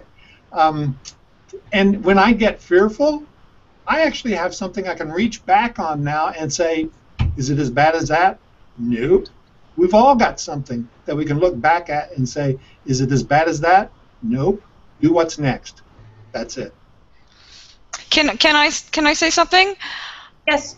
Yeah, and I'm okay. First of all, I'm sorry for both Declan and David. It's the whole thing about living in the States and the guns. And anyway, anybody who deals with me on Facebook knows, right, how I feel about that. But no, it wasn't a gun pointed at my head. But I got invited to speak at my first conference, and I had actually been for courses.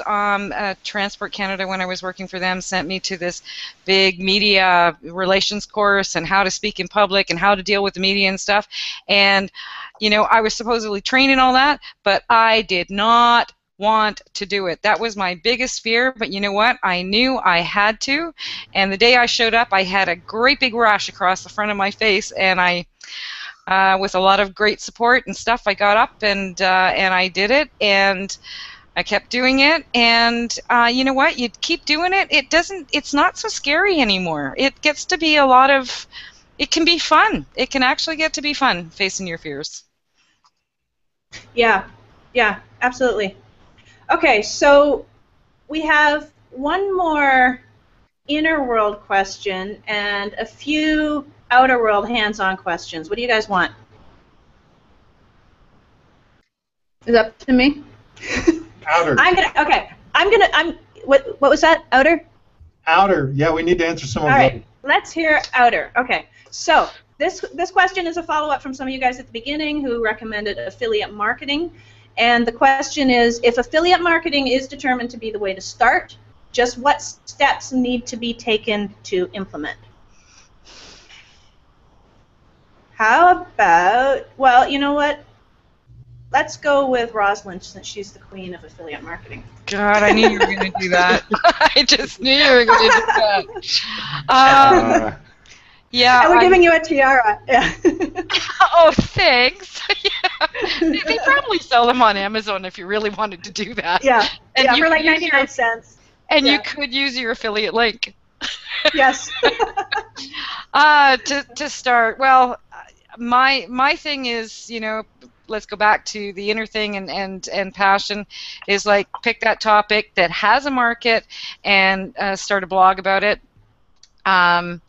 And yeah, and find products that that match your topic, or talk about products that match your topic. I mean, I have a personal blog at rosalindgardner.com, and I monetize it a little bit, but just doing something as simple as keeping a daily journal, which I've seen so many people do, that enough people get interested in, and they find it entertaining or whatever. People start to make money. I mean, think about the guy who uploaded the YouTube video with the kid in the back of the car that had just come back from the dentist appointment, and he's going, "Is this real life?" Like, they bought a house based on that video, David right? At the dentist. Yeah, so David at the dentist. You just never know what's going to hit, but you just keep working on it. As long as you enjoy what you're doing. So yeah, my thing is, if you love to write, start writing. Okay, cool. Bill Guthrie, since you're the kid on the panel and you did that more recently than some, tell us how to start. What's the recommendation? If I'm a kid at 41, we have a problem here. Affiliate marketing. I think you're the kid. You're still the kid. Gotta say.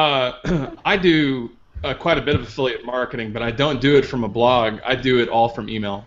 And so I built a list, and a very targeted list, and then I keep track of what kind of products are relevant to them, and I focus on, I know that audience, so I know what their needs are.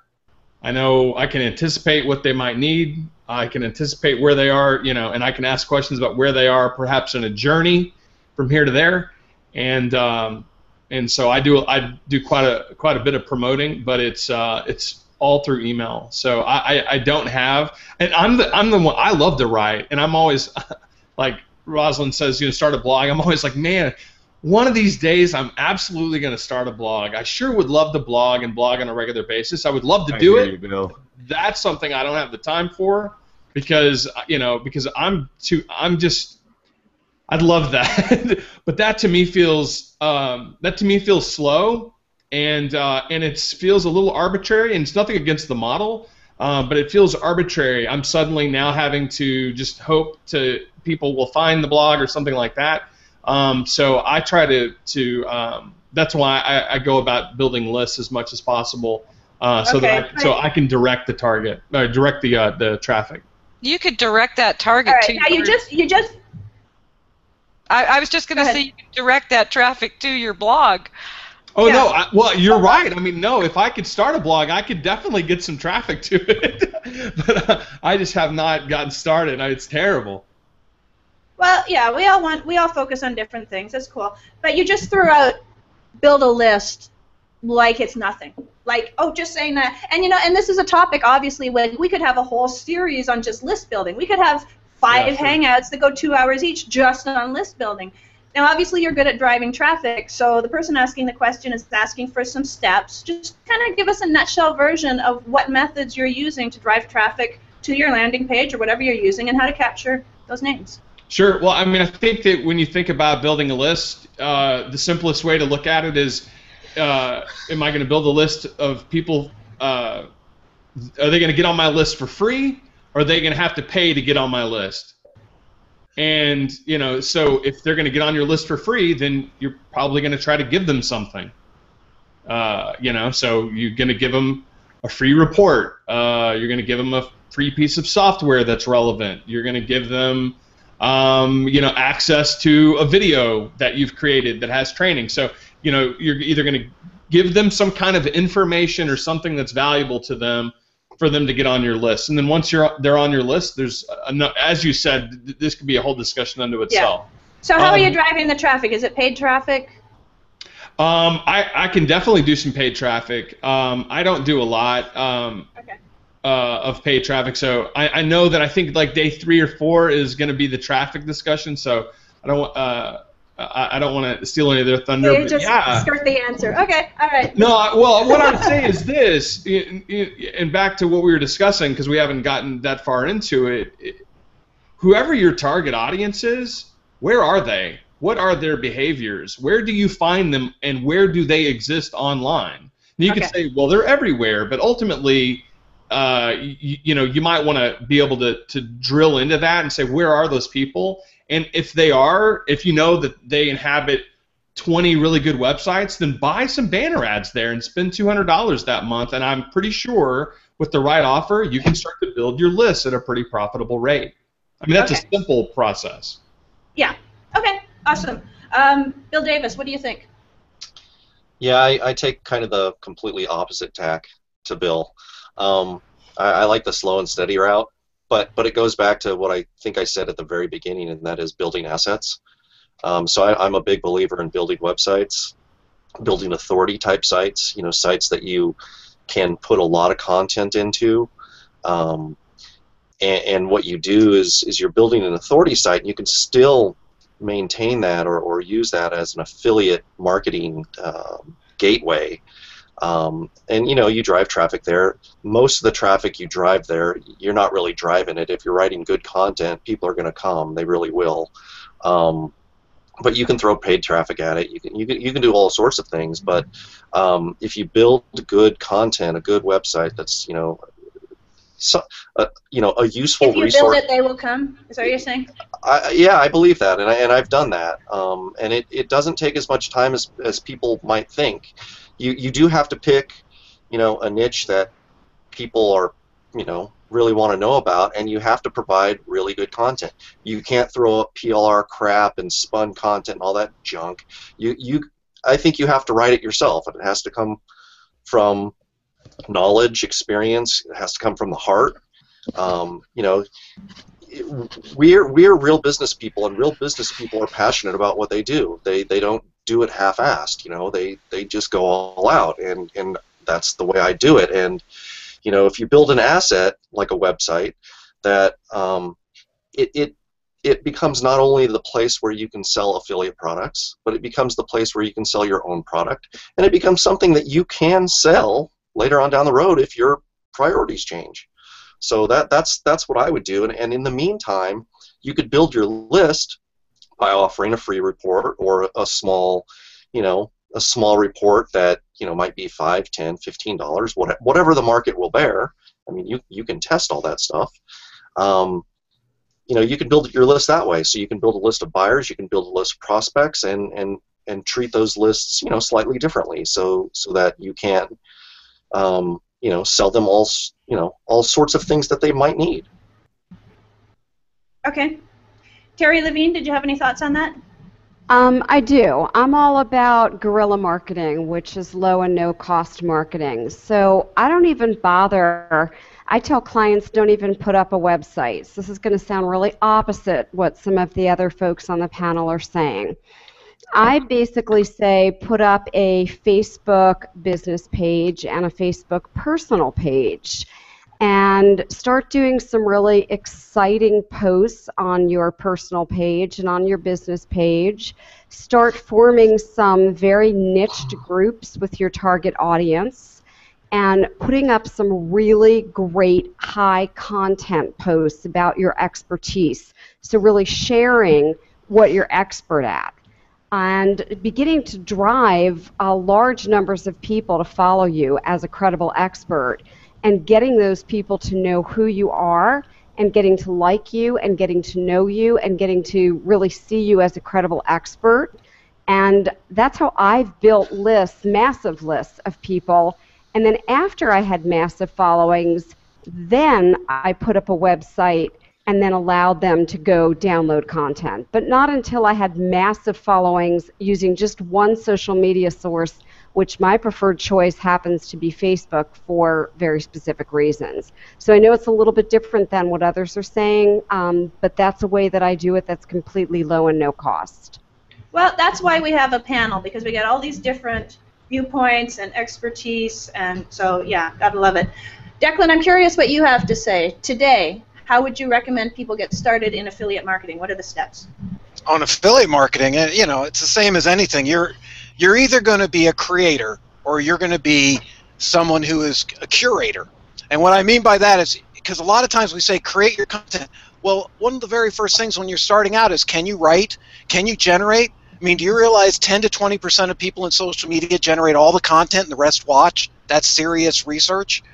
There's very few people who are creators, and a lot of people might say, like, I'm a writer, so that's right in my wheelhouse, and you're absolutely right. Create the content, get a following, and get people to not only know, like you, but seriously trust you, because that currency is something no one can take. But if you're not a creator, there's this whole thing about gathering other people. There's so much content out there now, so much, that if you can cut through the filter and find the best, and partner with those people, feature them, and share their content. You don't have to be the creator. You have to be the one who sifts through the haystack to find those needles, to find the really good stuff. Companies are building massive revenue off of this simply because you're either really good at creating content, or if you can develop the skill to almost editorialize a niche and build a following, all those people don't have time to follow 10,000 people anymore. So, and the last thing I would say is, when you're either a curator or a creator, in the end, that trust they have for you is what links you in. And if you start out, I had a friend who actually did this with his blog, just loved to write and loved his audience. And he comes up to me and says, I had 600 people on my list. And I'm like, oh, well, good luck with that. That must be hard to monetize. He goes, no, I know every one of them by name. I talk with them. I built a relationship. And I was like, really? Yeah, what do you mean? He goes, I love them.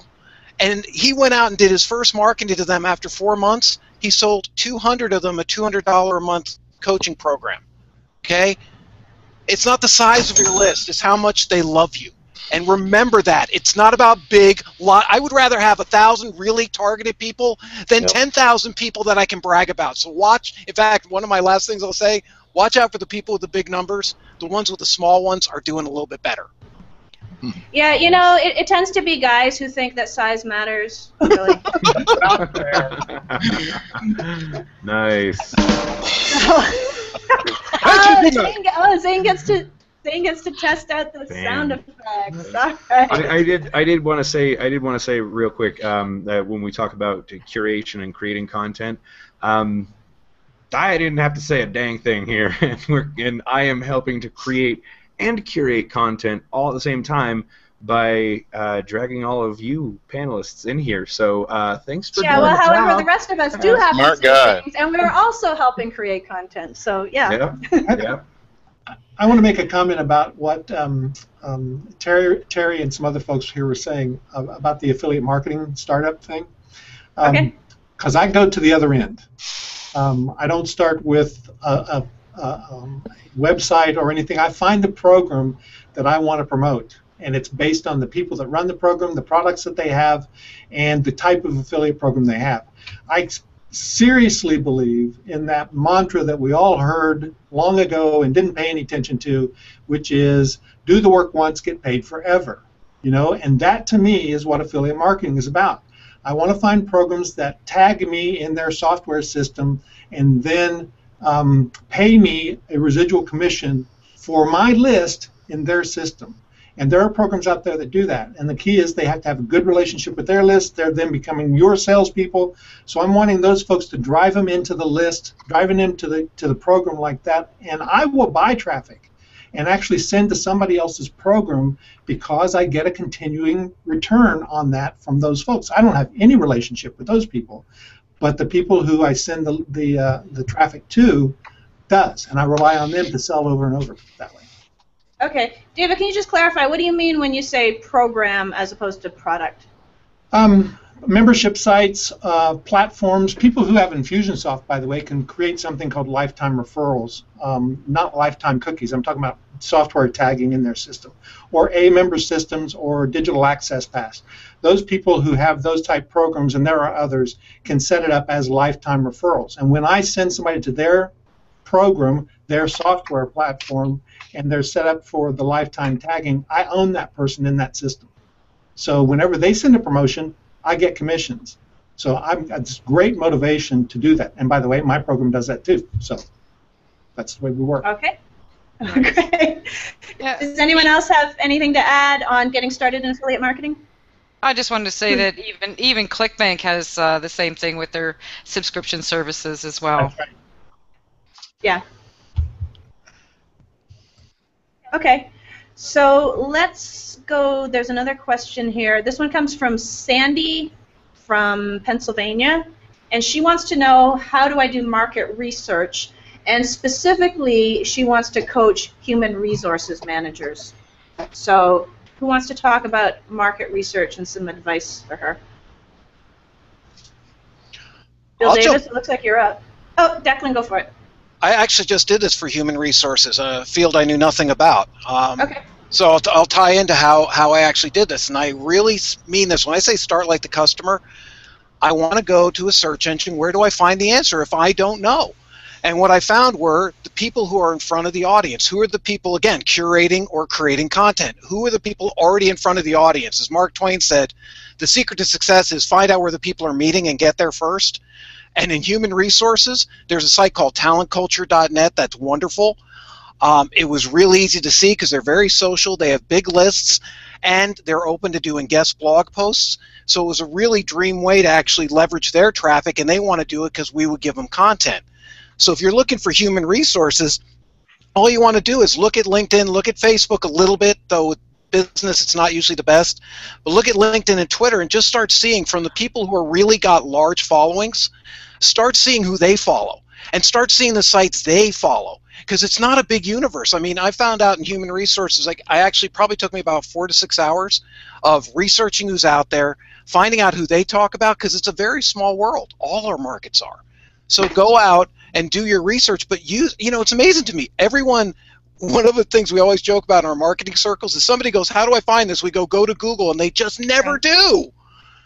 And I'm like, it's crazy. So, like, just use this, like, and use social media, because everyone is like a few degrees away from you, and they're way smarter than you, and they already know where all the human resources people are. And there's probably about 3 or 4 sites and about 5 to 10 people who everyone listens to, and then there's a second tier. Start negotiating, start working with them. So. Okay, good advice. Anyone else have anything to add on market research?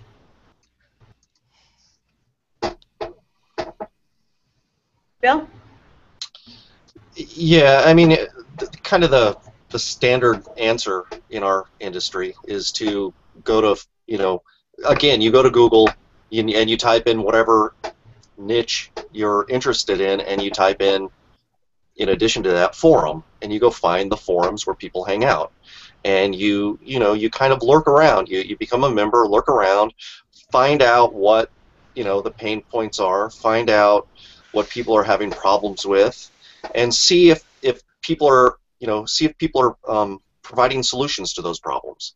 And if they're not, there's a big market for you, maybe, potentially. But if they are, you could certainly reach out to them. I mean, it is a very small world nowadays. You could reach out to them and ask or find out what they're doing. You can go to their websites. You can buy their product and see what that thing is. That's it. Okay, good. Anybody else want to add to that before we move on? Yes, I would like to. Okay, I think also in conjunction with that is go to Amazon. See the books in those categories. See the books people are buying, and the ones that say this person also bought these books, in the same. And you can do a flow chart almost on what to do with the market research from the books people have bought. Yeah, some very good strategies. And one great thing to do at Amazon is Raleigh, right? You look at the 1-star reviews and you look at the 5-star reviews. You want to know what drives your customer to buy, or even better, look at the 1 stars. The person who didn't get what they want tells you so much more than the people who are telling you that, and your USP, your message is like almost written for you. I study more about what people say positively and negatively, because that tells you what your market wants. Agreed. Yeah. Thanks. Yeah. I've used media kits with some success. So if you can find major publications within any given market, kind of niche market, and if they have, they've got media kits. A lot of those media kits, because they're selling advertising, they'll tell you as much information as they have about their readership, their age, their gender, all types of demographic information, and that can be really valuable, especially if you kind of have the idea, like, I think I might like to speak to this audience. I think it would be very helpful to know who that audience is, and that is, down to gender, age, educational level, and things like that, and I found a lot of success with that. Yeah, you can do really well by going to online newsrooms for that information as well. It's just a title, online newsrooms. If you go to Google, you'll see the buildup of it. But I have a whole program on online newsrooms just for that purpose. Many people call it a media room. Do not, because then you'll get Jerry's audio, and all that other stuff in media room. But go look for press room or newsroom or online newsroom, and you'll be amazed at the information that you can glean without having to go into press kits and have them mailed or sent or carry them, etc. It's all right there. Okay, good. So there might be a slight technical difficulty with Heather. You still with us? She said that her audio may have dropped out. So if that's the case, then I will happily grab the baton here, right? She says, nope, lost it. Okay. So, again, this is exactly what we were talking about at the very beginning of the Hangout, that sometimes technology just kind of throws you a curveball, and our moderator, Heather, seems to have lost her audio. So maybe she can go find it. If not, not a problem. Right? So, not a problem. We'll just go ahead and roll with it. We're having a really good conversation, so no need to stop a good thing. So with that said, we are just about 15 minutes away from the 2-hour mark, and that's basically all the blackmail and stuff that I had to do to bring all these people here. Like the commitment was 2 hours, right? So feel free to take off after 2 hours, but if you want to stick around and kind of carry on the conversation, by all means, go ahead. So let's finish up with some final thoughts for the last 10 minutes of the 2 hours, and again, there's still people who want to talk, and there are people who are still watching. We can still keep going until the Hangout dies its own natural death. But again, for those of you That's who so are horrible. of time commitment. Oh, here we go. Last man standing. Fix my tech difficulties. I'm back. I am Lynn. Let's just mute it 1 second. Okay, I'm in a semi-public location where there's that goes on sometimes. Anyway, yeah, so you want to go into final thoughts then? All right, let's have final thoughts from David. Thoughts. So we didn't talk a lot about specifics and details on technical stuff for these folks tonight about how to get started, and I think that's really not only appropriate but actually absolutely right, because those aren't the things that are going to stop you from being successful online. It's all the other stuff that we talked about that is so critical to getting over yourself, basically. I mean, if you want to have a business online, you got to have the right mind for it. You got to make up your mind to do it. We hit on a couple of things tonight I thought was really important. One was the mindset, and everybody on here said, don't believe the people who tell you it's not a lot of work. Having a business of any kind is a lot of work. If I do less than 40 hours a week, it's a great week. I work a lot, but I work at what I want to work at, and I work when I want to work. So that's the trade-off for me, and I love doing what I do. I don't want to do anything else. So there you go. Yeah, absolutely. Okay, Michael, what are your final thoughts? Okay, couple of things come to mind. One is I think that in order to get started, you just got to get started, and I think that a lot of people hang back because they feel like they've got to have their website just right, and they've got to have their list server just right, and they've got to have all these pieces of this what looks like a huge gigantic puzzle, and they're thinking, I can't launch, I can't really get started until I have all these things in place. And my advice to those people would be to just get started. You've got to take that first step. It's if you want to get good at something, you've got to be willing to be bad at it at first. So none of us looked real good the first time we walked. None of us, gave a great speech the first time we gave a speech. It's just one of those things. You got to build the bridge as you walk on it. So that's the first thing. And then the second thing is there are a lot of technical aspects and a lot of pieces to the puzzle, but you can hire people to do that. I mean, there's a website called Fiverr.com, Fiverr.com. They can actually get your website up. They can actually do stuff for very little money. It's amazing the things that people will do for very little money. And when I got my website up in 1996, I hired somebody at a couple $100s just to get it going, because I knew that once it was up, then I could start tweaking it, then I could understand it.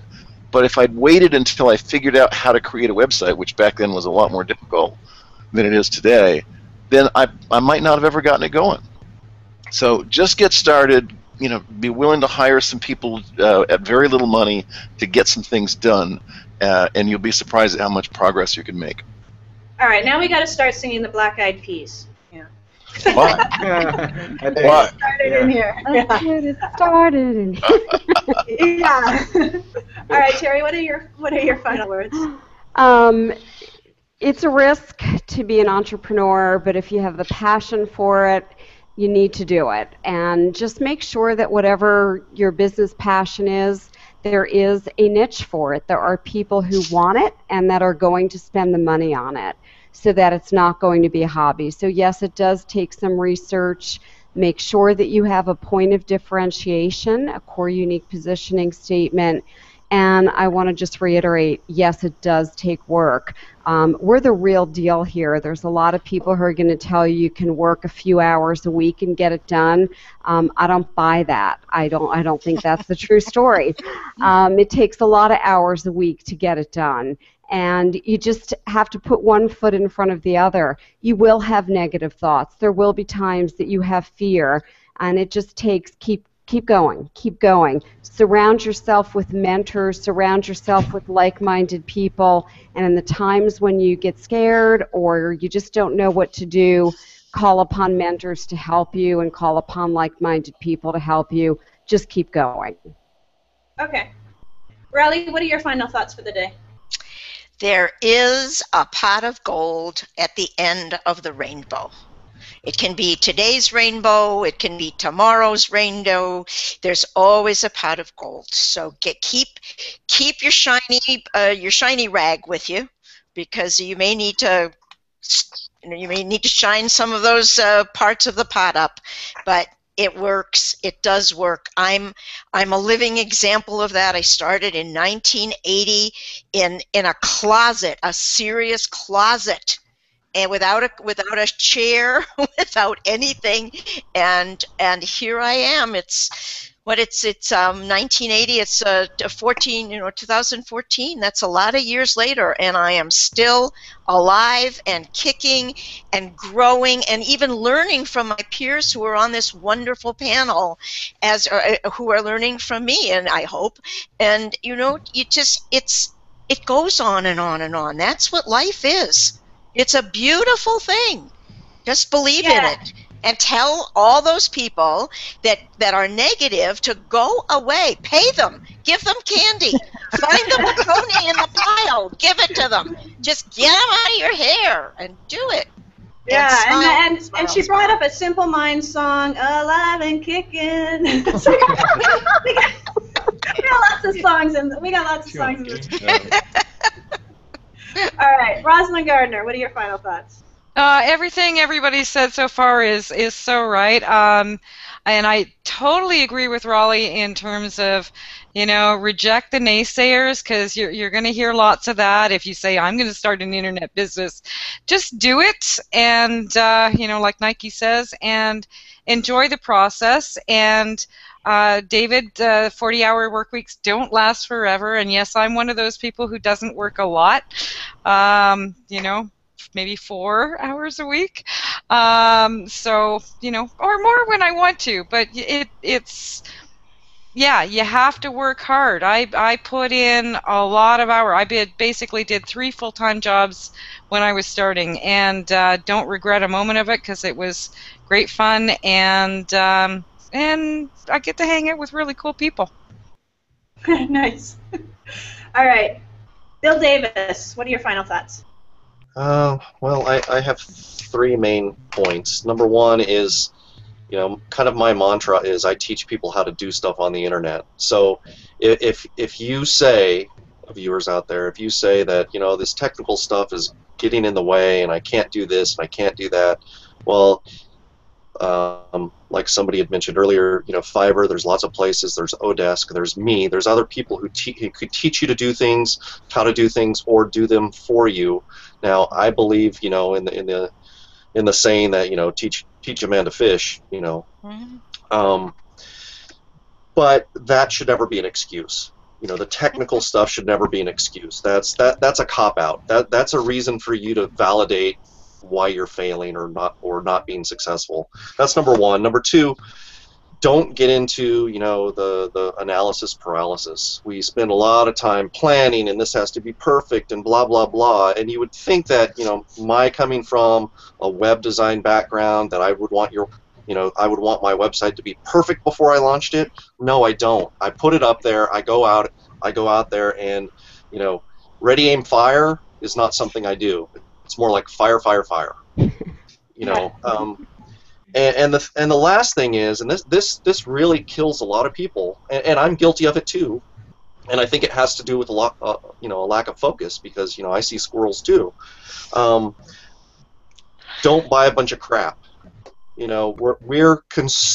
tend to be consumers when we should be creators or curators. But I think of curating as creating a place where people want to go to find all of the stuff that they might want to consume. So be that person, be the creator, don't be the consumer. That doesn't mean you can't buy a course here and there to learn specific things, but don't buy every shiny object that you see, because you're not going to be able to get anything done. And I guarantee you're going to buy that stuff, never read it, never put it to use, and you're going to go to the next thing and buy it again. That is the worst thing that we all do. We're all guilty of it. Some of us are better at it than others from refraining from doing that, but I bet you we've all done that. And how ironic that Bill is talking about not letting tech failure be an excuse as he's speaking to us with a completely black screen. No excuse, Bill. At least we heard you speaking. At least we heard your voice. No idea. I see me. Yeah, okay, that's cool.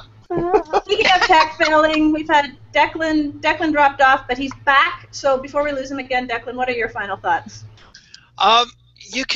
As an entrepreneur, I wasn't a born entrepreneur. Basically, no one would hire me, so I learned to be an entrepreneur.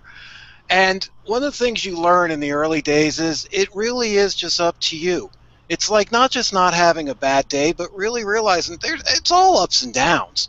But as one of my favorite movies, Elizabethtown, says, has this quote, if it wasn't this, it'd be something else. You can find every reason why something won't work, and it's one of the hardest lessons anyone has to learn. It's a continual learning kind of thing. But you got to get into the habit of looking and really looking at this as a learning. As everything is learning, you're constantly learning. You're not just choosing this, but if you had a job, you'd have the same thing. So it's not like learning isn't just limited to entrepreneurs, but keeping that interest. And, really, I think the biggest thing I see with the people I work with is to not only get off their own backs, because we're hardest on ourselves, but it reminds me, last thing I'll say is something Bill Myers, who was a mid-90s direct marketing guru, still around, but he was really big then. He was talking to my friend Jonathan Mizell, and he said, Jonathan, what would you do if you had $1 million, right? And Jonathan's like, I go fly fishing because that's what Jonathan loves to do. And Bill just looked at him and says, Jonathan, you don't need $1 million to go fly fishing. Do what you love. Don't let the money be the excuse. And just, it's the same thing. Just keep on the path, because no matter what you do, you're going to have to do it anyway. So just keep on the path. Stop getting freaked out. And did I learn this quickly? No, it took me 4 or 5 years, okay? And that's just my own path. But now that I learn it, it still comes up. I still do things that are totally off. Rosalind, you're my hero. 4 hours a week. I'm not even close to that. But now I have something to aspire to. But you know what? If you're having fun and you're working 60 hours, I know guys like that. And I know women like that. And that's the key, is they're not burnt out. I wouldn't recommend that to most, but the thing is, make sure you're enjoying the ride, because it is a ride. Yeah, absolutely. Okay, and Bill Guthrie, what are your final thoughts? My thoughts are, I mean, I'm kind of sitting here in awe of these of the panel, so there's that. My thoughts kind of connect around this idea that, given the audience tonight, if they are genuinely here because they want to learn about starting online, it has to do with this connection of whatever path you decide to go down. If you want to be an affiliate, if you want to be a product creator, if you want to, like, whatever the thing is, treat it like you're starting a business, and not to treat it like a hobby. Because I think that once you say, well, this is just this thing I'm going to kind of dabble around in, let me tell you what you'll do. You're going to spend too much money on stuff that you don't need, maybe from us, by the way, buy our stuff, and you're giving yourself a really, really easy way to fail, because it's a hobby, you know. I mean, how many hobbies have we had in our life? And so I would just say to focus and treat it like it's a real business. It could be a 1 hour a week business, but in that 1 hour, it's business mode for you. So you're focused, you're energized, you've got a purpose, and you're in a no-fail zone. So that's kind of it for me. Okay, awesome. Well, you know what, guys? This has been a fantastic roundtable tonight. We've gone into areas that not a lot of people talk about when they teach internet marketing, which is just how to market on the internet. I'm not talking specifically about that niche, but selling things online, marketing things online. When we're talking about getting started, a lot of people miss the things that we talked about tonight, which are crucial. Now, obviously, as we've mentioned, it's a balance. Life is yin and yang. Everything's yin and yang. And we do have 4 more sessions coming up where we will talk more about the hands-on how-to with various other experts, 40 experts in all.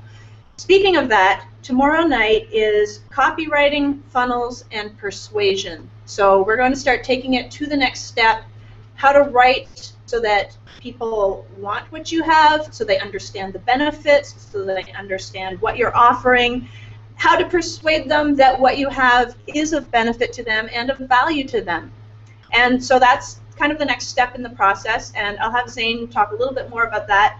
But I want to thank all of you for being here and being part of this collaborative process, because we wouldn't have had all this great information come out if we didn't have a variety of people with different levels of expertise, different talents, different passions, and coming together and making a whole that's greater than the sum of the parts. So thank you, all of you, for being a part of this. Thank you. All right, and Zane, can you give us a little bit more about tomorrow? Let us know who the panelists are and what we can expect with copywriting, funnels, and persuasion. Yes, I can. So I'll go ahead and take it from here. You guys can hear me, right? Yes? Yes. Yes. All right. Okay. At least everybody can be heard, right? That's the important part. So thank you, Heather. You have been awesome.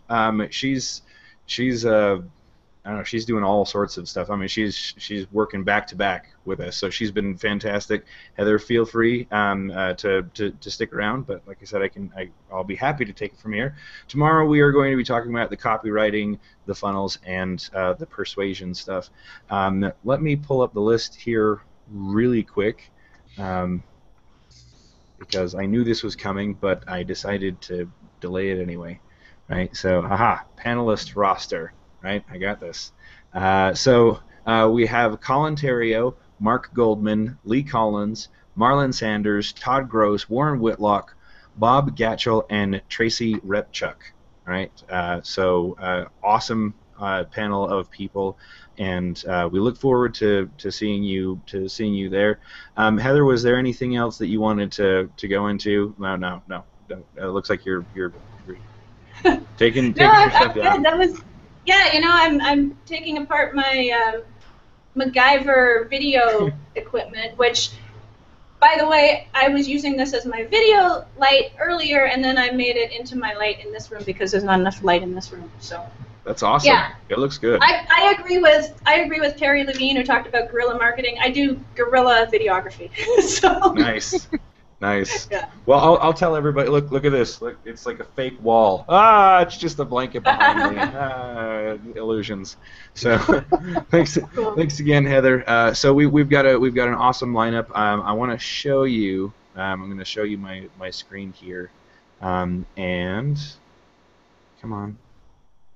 Yeah, the joy of being the guy behind the scenes. Okay, so this right here, this is the YouTube watch page. You're very familiar with it because most of you are watching from here. This link right here will take you to the Fantastic 40 community. Come and join the community because this is where everyone's hanging out. This is where all the cool kids are.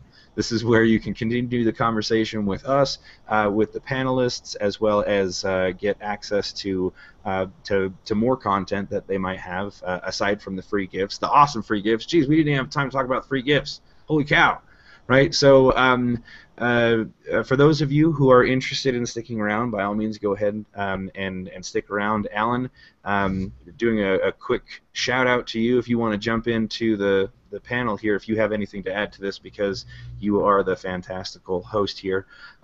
So feel free if you're watching. If not, we'll go ahead and wrap up in a few minutes. Again, for those of you who want to stick around, we can go ahead and let me unshare my screen and come back here. Hello. If you want to stick around, we can chat about a few more topics, and for the panelists, I can edit it up and create more YouTube videos for you. I'm sure a lot of people here would love to see smaller bite-sized chunks of content on the YouTube channel here, since we've been at this for just over 2 hours. So feel free if there's anybody who wants to. Again, I don't know. Maybe talk about their free gift, or talk about some of the products that they've been working on. Again, we can turn this into content later. Hoorah, right? So, with that said, I don't see Alan jumping in here, but let's check the comments here. All right, everyone's saying Heather's the best moderator. Awesome, I agree. All right, yeah. So it looks like it's Bill inserts excuse here. I like it. So let's go let's go ahead and wrap this up. So kind of improv there for a minute, but there was yeah. See, this is why I'm the producer and the guy behind the scenes. And I actually do have one I wanted to share if it's cool. Yeah, no, by all means. That's what we're here for. No, it'd be again. We can use it later. No, and actually, one of the gifts that I shared is from a project I'm working on called Gian, JIAN.com, that does business plans. And it's actually, for people who are watching this, it's a 2-pager to create your 2-page executive summary, which sounds like boring as dry toast. But what it is an exercise now. You can't get away with, like, when you're starting, you need to actually, like, start committing something down, write it down, and be accountable to it. There's a real power in doing that. And so the book, ebook that we gave you, and the sample executive summary, very simple, takes about 3 hours. And what you do is you answer 20 questions. This has been developed over 2 million customers over 20 years. There's videos along with it. But what most importantly is you write who your business is, who your target market is, what you're selling, what you actually make off of what you're selling, what your proposed financials are, which is where people go, oh no, math fear. Draw a line in the sand. I've raised money in Silicon Valley, and they'll tell you, we're just pulling that over a proverbial beep, beep. Or, find a number. But most importantly, use it as an exercise, because this gift is something that's not only really powerful, it's not something I actually didn't create this. I'm sharing it with you because having this as a map, if you do this and take a look every 3 months of what you wrote down, a year later, You're not going to be spinning your wheels trying this or that. You want to come back and say, who is it I'm reaching? Who's my target market? Who's my team? And that can be just you, you know. You're never alone with a schizophrenic. Who's there? Thank you. And who's showing up? But most importantly, look at your numbers, because what you'll find is most often your original idea wasn't right. Everyone does it. Hey, Google is not doing its original idea. They were going to sell to corporate people. They would be a nothing company now. They pivoted to selling to consumers. It's a whole different business model. And what that does is the little 2-page plan is part of an exercise that you should do for your business. Like, I know it's not cool to have a business plan, but it's a lot less cool to not have a business. And this is really a smart thing to use, and this is why I shared it with you guys, because it's from a really cool guy, and we're willing to even do a hangout like this specifically on that subject if people are interested. So just use the tool. It's a really great one. I'm offering an hour of a talk. Just call me up, talk to me. Anything in what I offer, and I'm more than happy to share an hour with you. And you share one with me, because I get to learn too. That's some great stuff. It's worth $300. So you can give me a call, email me. Mm-hmm. There you go. Raleigh. Even $300. There it is. Ka-ching. Raleigh@promoteyourself.com. Excellent. Well, I'll be sure and add that in the description below. Great. So, Thanks. Yeah, absolutely. So now there are 3 of us. Well, 4 of us. So if we want to go into anything more, by all means, I'm happy to. Plenty of other questions. I do want to let everybody know that, again, there are going to be 4 more days of this, so be sure and show up. There's all sorts of event pages posted on Google+, as well as everybody here on the panel have shared the links and mailed out to our list, so you can always figure out how to get back here. So feel free to continue asking questions, because we are updated on this. And we encourage you to also subscribe to the YouTube channel. That'll also keep you updated on the future events as well. So I've got some more questions I can pull up if we want to go through that, or if you had any talking points that you wanted to continue on, by all means, feel free to chime in. Well, let's hear some questions. All right. Then let's go over to the event page. There's been a lot of people who've been dropping comments on the event page. Alan has also been awesome answering people's questions on the event page. And then of course there's like we've got well over 100 questions spread throughout everywhere. So yeah, believe me, let's just do it for a while. Let's do it. Oh, let's do this. Power through. Tons of video content to curate, right? I like where your head's at. 3-word answers, right? Let's go. Oh my goodness! Bye now. This is what I was hoping for. Is we get through the 2 hours, and then the really cool people would be the ones that are on later, right? So, with that said, come on. Oh, actually, I got some right here in the toolbox here. All right, so let's see. What was the mistake? Oh, here we go. Okay, so we had here's a question that I saw. What mistakes did you make that most negatively affected your business, and how did you overcome them? Oh, I'll answer that. All right. Because I kind of already have, and that is the failure to build a list. It took me I'm a slow learner. It took me like 4 years to figure out that I'm really wasting a bunch of quality, interactions with people who are, as an affiliate marketer, people were coming to me and buying through me, and I wasn't capturing anything about them. And I couldn't contact them, I couldn't engage, I couldn't do any of that kind of stuff. This was before social media, Facebook, and all that stuff was a big deal. So not capturing email addresses was absolutely the worst thing I did. It was the biggest mistake I made. And I think part of it was, like I said, I'm a slow learner, but also I don't think people were really talking about doing that. And when I finally figured it out, it made a world of difference. So I just started doing it. I started figuring out ways, how can I kind of intercept in between my pre-selling a product for somebody else and their sales page? How can I intercept in the middle an email address? And so that's what I did. Excellent. Well said. Declan or Raleigh, did you have anything that you wanted to add to that, the overall list growing, list building, list accumulation? I would say in terms of building your list is truly not just your list of emails only. I mean, you want some social media lists because this is a mobile world.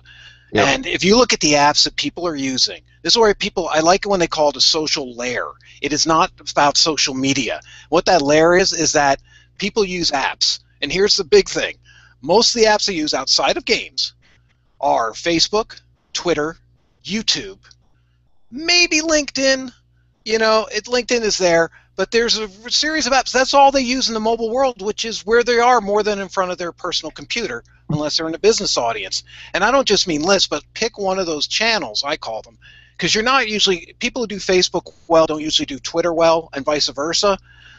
They'll do one well. It might be YouTube, which is awesome because that gets you on Google. Even G+ is worth it only for search. But what you want to figure out is, yes, you always do your email list because that's your asset, and that's building it. And so many people, even today, are saying, no, email's dead. I love it. Email's died so many times. It's like Monty Python. I'm not dead yet. It's never dead because people check email all the time, and they check it on their mobile phone. How do I know this? I got into mobile in 2009. I had a list of 10,000 dentists. I would send them this email. And by the way, I joint ventured the list, so it cost me nothing. All right, I added value to what they were doing, and I honored that value, and still do. But to that point, nobody was doing anything with these great interviews. I mean, zero. Not zero like you suck, zero like they don't exist. It was black hole time. And this was in 2009. I'm going crazy, going, what am I doing? We were linking everything to our website.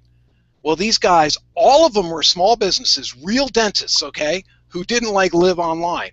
And they were seeing everything through their BlackBerries that had no mobile browser. Whoa. So what I ended up doing is realizing, oh my God, email is like a new web page on a mobile phone. When I sent them an email on the mobile phone, they literally said, oh, this isn't like email. I hate email. But this is on my phone. It's really nice. It's just from social media. Hilarious. This is what they truly told us. So we ended up having this magic word called download. So we put our MP3 there and said, go to the website or download it.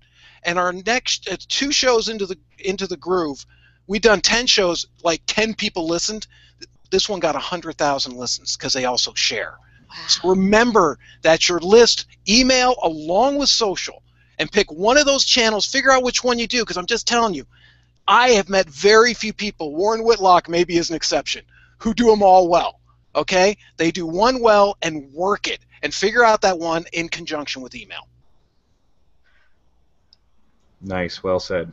Very well said.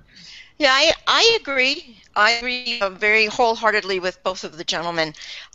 What I cultivate a list really carefully, and I've had about 10,000 names for a long time. And these are people, as we had talked about before, that you make friends with, you talk to, you send lots of different things to them, whether it works or not. But when I do surveys, I find that people absolutely love getting, even if they can't use what I have, they love it. They just love being in touch. They like being in the moment with the big guys, quote unquote. But they like it. And if they don't, they'll tell you right away. Please don't send this. Zip, delete at the bottom, unsubscribe, whatever. But the parlay, and I don't have a blog. And I try not to have a blog, but I think I might have to have a blog. I have a website, and I have 2 websites. And, have you heard of MySpace? Pardon me? Have you heard of MySpace? MySpace? I don't use MySpace. Thank you very much. No. Nah. Where's my violin? Yeah. But I really believe in a list, and I have since the very, very beginning. I started with 5 names, and now I have about 10,000, and I keep them. Sometimes it goes down 200, sometimes it goes up. But and it all depends on who I do interviews. This is one of the things that I found that keeps my list going and keeps on ticking. You know, the old watch thing was interviewing people. Instead of just static information just being sent out every week or whatever, interviewing people, it just absolutely everybody loves it. And I also ask them if they want to be interviewed, and sometimes people actually say yes, and that's it. I love that, and they love that, and it's a good thing. I get a lot of additions from that. Awesome. Yeah, I would agree with that. I like I said, I'm a slow learner, so I just kind of like was turned on to this. I've probably heard it a million times, but that is interview people one-on-one on a Google Hangout, and Hangouts on Air renders the video for you. You embed it in your website. It's just easy content creation, and it works especially well for clients who say that they're going to create content or curate content, but they never do. Do an interview with them. There's your content. You can transcribe it. You can repurpose that content all over the place. It's awesome. It's easy. They love it. Who doesn't like to talk? Here's another way to do that, if I might add. If you take the interview and you take out your questions and only have their answers, it really makes them look like a hero. They like that, and then they then do it to someone else, and it works. And I've had a lot of comments on a thank you that they got to be bigger than they thought they were, just because of that way of doing it. We actually did this once to start FMG Network, which was one of my projects my partner Jody runs, and she had no relation, starting from scratch, totally starting at zero. And so she found a conference that was going on called WITI, Women in Technology. Right. I've been there. Yes, it's a big conference, there. Right? Yeah. Yes. This is how she got there. She contacted. Using just what you're saying, she contacted David, who's the CEO, 2 or 3 months before the event. She said, I'd like to interview some of your speakers. Yes. And David was like, great. And we said, listen, if they want to come on, they'll have to opt in with their email, but we'll share it with you, so you'll send it out to your list after. But if they want to be on live and talk to the speaker, that's how we do it. He's like, great. And he goes, you're going to do that for free? Yep. And we said, yes, of course. I mean, and Jody can set up the microphone, do the interview. All great. Interviews were amazing. He let us use it. He was so grateful because he was so busy doing this great conference that he still does, that what we did was give him weekly content. He would send it out. Jody would be exposed. Jody would build her list. We built an email list. Yep. We got invited to speak after 3 or 4 weeks because everyone loved Jody, which is just part of like the joy of speaking and talking and sharing with people. Yes. The really cool thing was when she went to the conference, every one of the speakers she interviewed, because she had so much fun, people, they talked about her from the stage. Yes. Huge. Jody blew up so big doing podcasting. This was in 2005 when she was doing podcasting. Nobody even knew what it was. I was there. I remember. Right? And it's so funny. We still do it, and I tell people to do this, and they're like, everybody has these reasons. David was not, the CEO of WITI was not only grateful, but we were grateful because what we did was we added value, and in the end, you're so right. All you're doing is picking up a microphone and recording. And today, audio and video, audio's going to their cars, video's going to their TV and their computers. If you don't have it, you don't exist. Yep. Yes, absolutely. Yeah, I love it. It changed my whole modus operandi actually of doing it. With my clients who are PR, who wanted to be on television, who wanted to be on radio, and I would just always interview them in the office, and then we'd set it up. But once you got into the radio and television stuff, then I would take them down to, I would pay for it. It would cost $500 to be on radio, on local radio. So I paid for it. They never knew it. I didn't take it out. They didn't have the money. So I would take them down. I would have my little camera set up on my little platform. The host of the show loved it. just loved it, and then the rest is history. I have tape and clips in a stockpile somewhere that's amazing, but I'll put them on my website also when I got interviewed, because I would go out as well to be interviewed to teach people how to promote themselves. I mean, that's the whole key. You have to show and tell. So I have, if you go to my website, either promoteyourself.com or RaleighPinskey.com, you will see my little clips, my little vignettes from the different places that I have spoken. And they're only 3-minute clips, and people would call me and say, how do I get that done? There they are. There's 3 of them right there at the top. Very good. Thank you. Yes. How do I get this done? Easy. 1, 2, 3, 4, 5. Oh, wow, that was easy. Thanks. And you find in the list, tell your mother, your father, your aunts and uncles, and my list would go up because all these people wanted to know how to do it. Like one of these was from Lexington, Kentucky. So I said, bring me down, and we'll do an event. How to learn how to do this. And that's just how I started it. It just rolled and rolled and rolled, like Jody and you, same kind of a thought. Yep. And that's fearless. I mean, that's talking fearless. Yeah, people come up and go,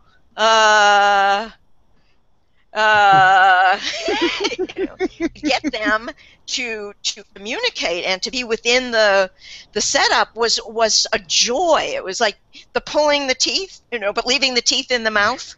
Great, wonderful.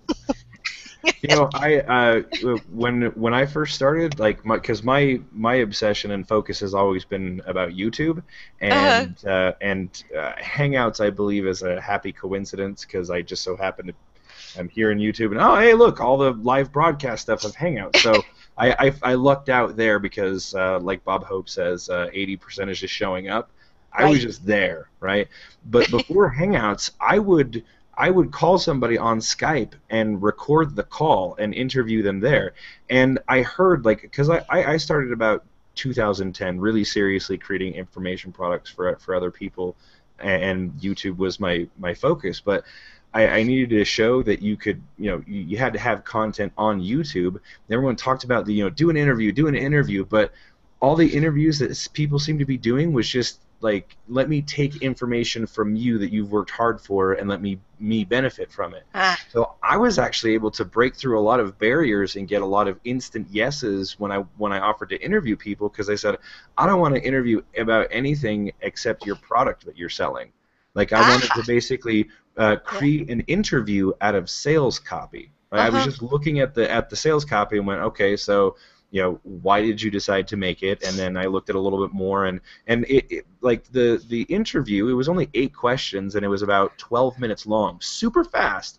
But it was a topic that they were already thinking about. Like, they've been obsessed about it themselves, creating the product for, sometimes people can turn products around in 2 hours. Me, I work at it for a couple of weeks, just getting all the bugs out. So for me, it's really easy to say, oh, well, this is why I made it, and this is who it's going to help, and all the things that they agonize over with the sales copy. It's really easy and natural for them to talk about because they're thinking about it so much. So it led to very engaging interviews, and I would record the conversation, and then I would just take a picture of their product and upload it as the image so that it could be a video and not just audio, and that was it. That was all I did, and that was like how I got started interviewing until Hangouts came out, and I was able to interview people through Hangouts. So nice. One of the interesting things is that I had talked about before an online newsroom.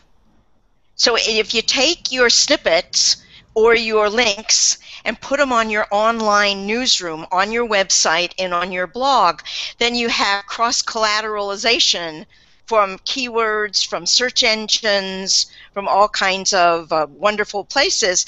And the interview is right there. If you would go to my, not now, but if you go into my online newsroom, there's a list of about 10 that I kept up there. Ariel Ford, some of the bigger names. And they stay there, and they're keyworded right and left, and people just, the amount of people that come in and then talk to me later, that's list building.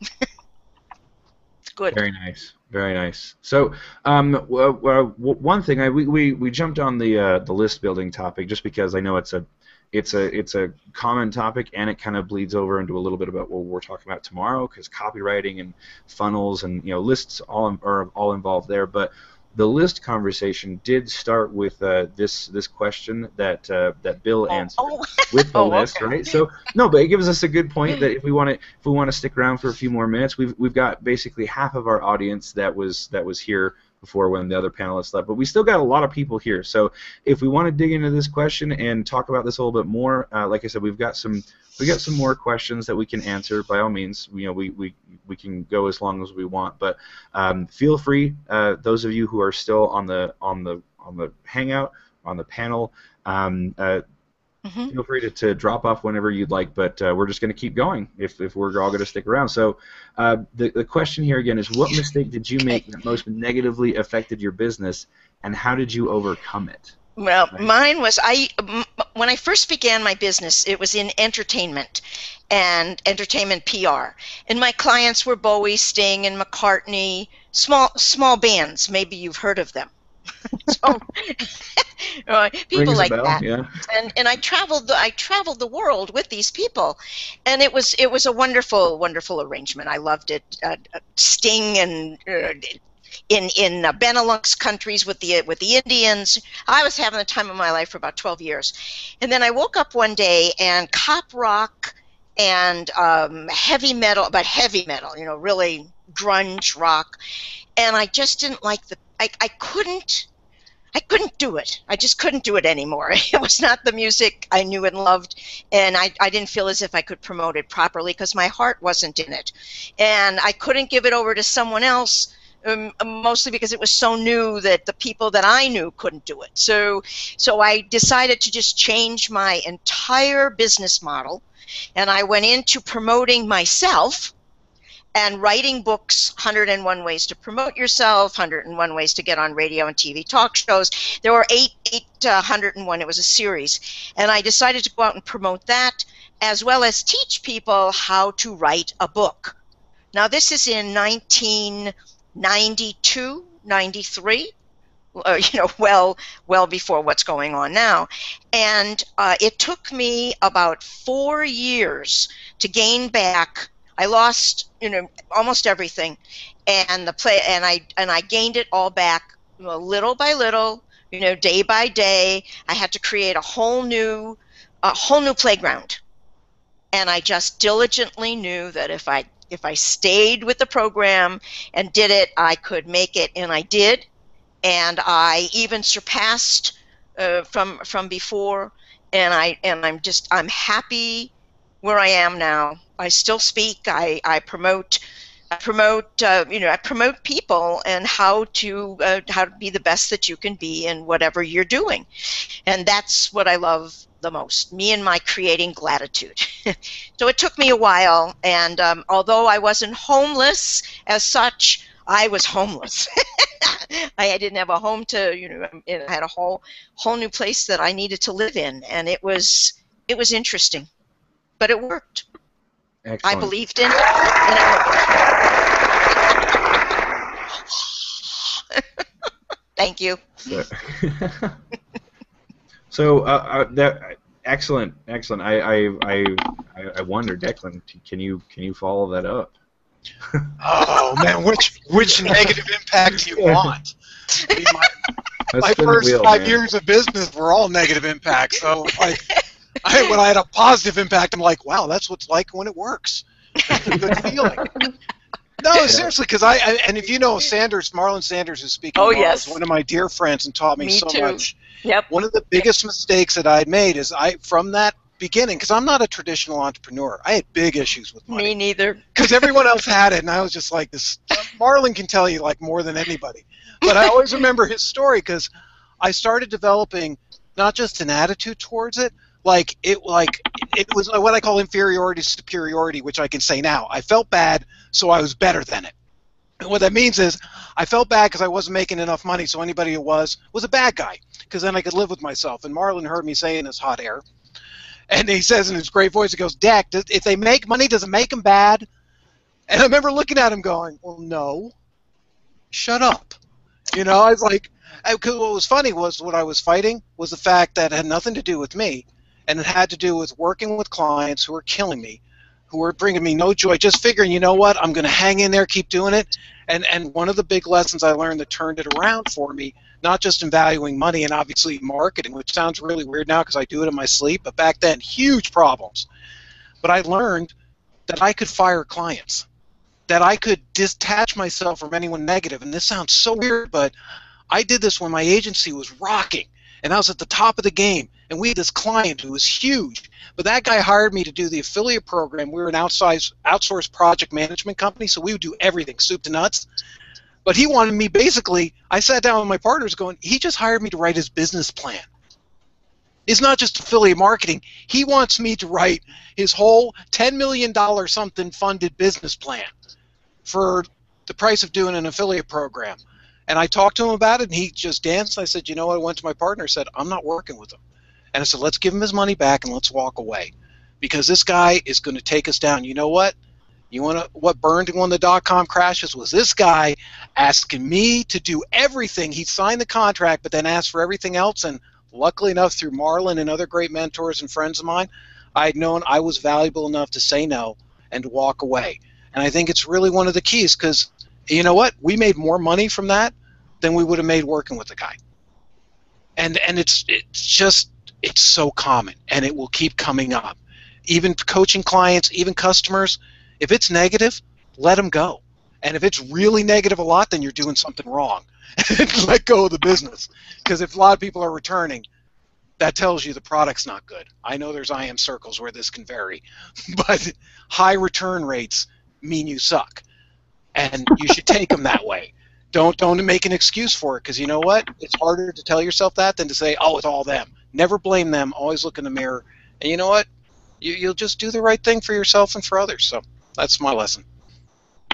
Well said. Well said. There's some extra awesome stuff in this bonus section, right? We're past the 2 hours, so I'm gonna call it the bonus section because nice. It sounds awesome, right? Yeah. All right, great. Bill, did you want to add anything to that? Yeah, I mean, like you started out and we took off on the list building thing. Is there anything else you wanted to add to this point? No, I mean, it goes back to what I said earlier, and that is, create, don't consume. I mean, you can consume a little bit, but don't go nuts on buying a bunch of crap, because it's all. I mean, at the end of the day, is it really going to help you? That's what you have to ask yourself. If you can put this to use immediately, like within a day or two, and it's going to help you, it's going to benefit your business in some way, then treat it as an investment and go for it. But if you're not going to use it until 6 months from now, buy it 6 months from now. So what if the price goes up? So, I mean, you'll be in a better position to buy it then, and you'll be in a better position to consume it and implement it then. That's it. No, well said. I always, it seems like a simple statement, but either you're making products or you're buying products. Like that's, I mean, either you're busy, like, ooh, let's look at this next product I could buy. Like you could be busy doing that, or you could be busy like, what's the next product I could create? Yeah, and you don't want to be a professional shopper. Right? Yeah, exactly. Exactly, and like there are a lot of people that will justify it with like, oh well, I'm going to be the affiliate, right? Like there's always that, there's always a way that as soon as you buy it, like you can, even if there's not a link posted that says you could be an affiliate, you can always be an affiliate of an information product, right? You just need to contact the person who created it, and they're like, yeah, here's an affiliate link, no problem. Right. So I don't lie to yourself and say you're gonna do a review about it. Like if you're gonna buy it, even to indulge yourself, at least do yourself the courtesy of like writing a review about it. Go through it and play with it and think about it. Like there's a lot of people who will just write a review on the WSO thread, like and that's nice for like somebody who posts on the Warrior forum, right? There's a lot of people who still do that, who are watching this. If like there's people who spend like all this time and energy like writing these awesome reviews to help the product creator, but then they don't put that same energy into helping themselves and writing that same review or a similar one on their own blog or on their own Facebook profile or Google Plus page, whatever it may be. they're just not doing it. So at least if you're going to buy the product, also be the affiliate and say, this is how I went through it, and you can look back on your purchases and say, you know what, I may have not made a whole lot of money, but at least I made more than I would have if I didn't post a review. It's not that much of an extra step, is what I'm really hammering on, is that you can buy the product and consume the information, then just take that extra ooh and say, hey, this is what I thought about it. Will you make millions of dollars right away? No, but you'll at least get experience, and you'll start seeing sales at some point, because the same thing happened to me, just like the same thing happened with anybody else on this panel. So, yep. Well said. All right. Pat myself on the back, right? I can do that. Like, there's Nice. There's no one else watching right now. I'm just kidding. Thanks, Declan. Thanks for showing that support. Yeah. All right. Here, I'm patting you on the back. Here. I haven't figured out the sound effects. Yes. Well, here's a great teaching moment for everybody. For those of you who are in the Hangout, move your mouse and you'll be able to see a little yellow icon. And if you click on that, that is the Google Effects. This is fun because it's not just the sound effects; it's also the random face effects as well. Like ta-da! Right? That was I the love randomized it. feature. Oh, I want one. Right? So yeah, all you got to do is click the link or click the little button. The little I don't know. It's yellow. It's got little stars on it. It's called Google Effects. It'll open it up and it'll have a bunch of different stuff. I'm using it's like a little slot machine at the bottom, and it's randomized. Great. Right. So I want one. Oh. That's randomized. So these are all Google Effects. It's this type of stuff, right? But then it's also the sound effects. Like there's a couple.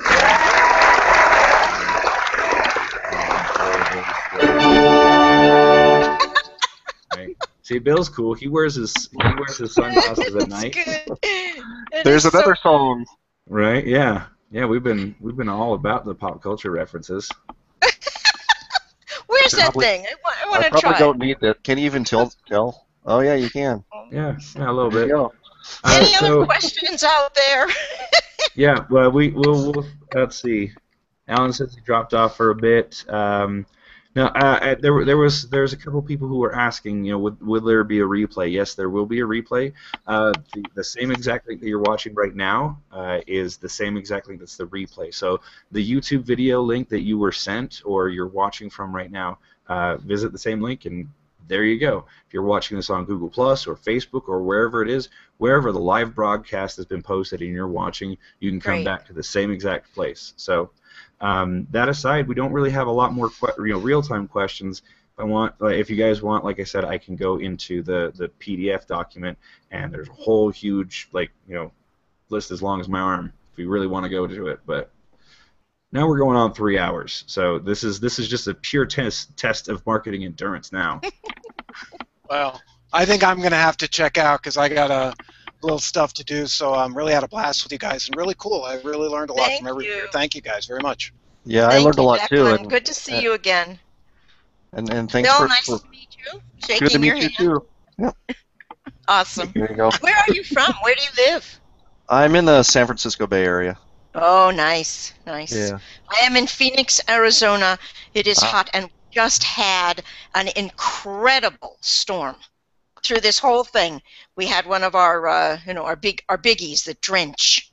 Yeah, we haven't had rain in 6 or 7 months, so we're in the worst drought. We call it a monsoon. We just had a monsoon. Yeah. And a Habib that followed it. So okay. And I'm actually up north of you in Chico, so I know. Oh, okay. I lived in the Bay Area for 7 years, so know it well. Yep. And where are you, Zane? I am in Utah, about 40 miles south of Salt Lake City, in a little town called Orem. So. Oh, I know Orem. Yes. Oh yeah. Well, gentlemen, it has been indeed a pleasure sharing this time with you. You too. Absolutely. All right, go ahead and end the broadcast. Adios, everybody. Adios, Bye, amigo. Bye. Bye.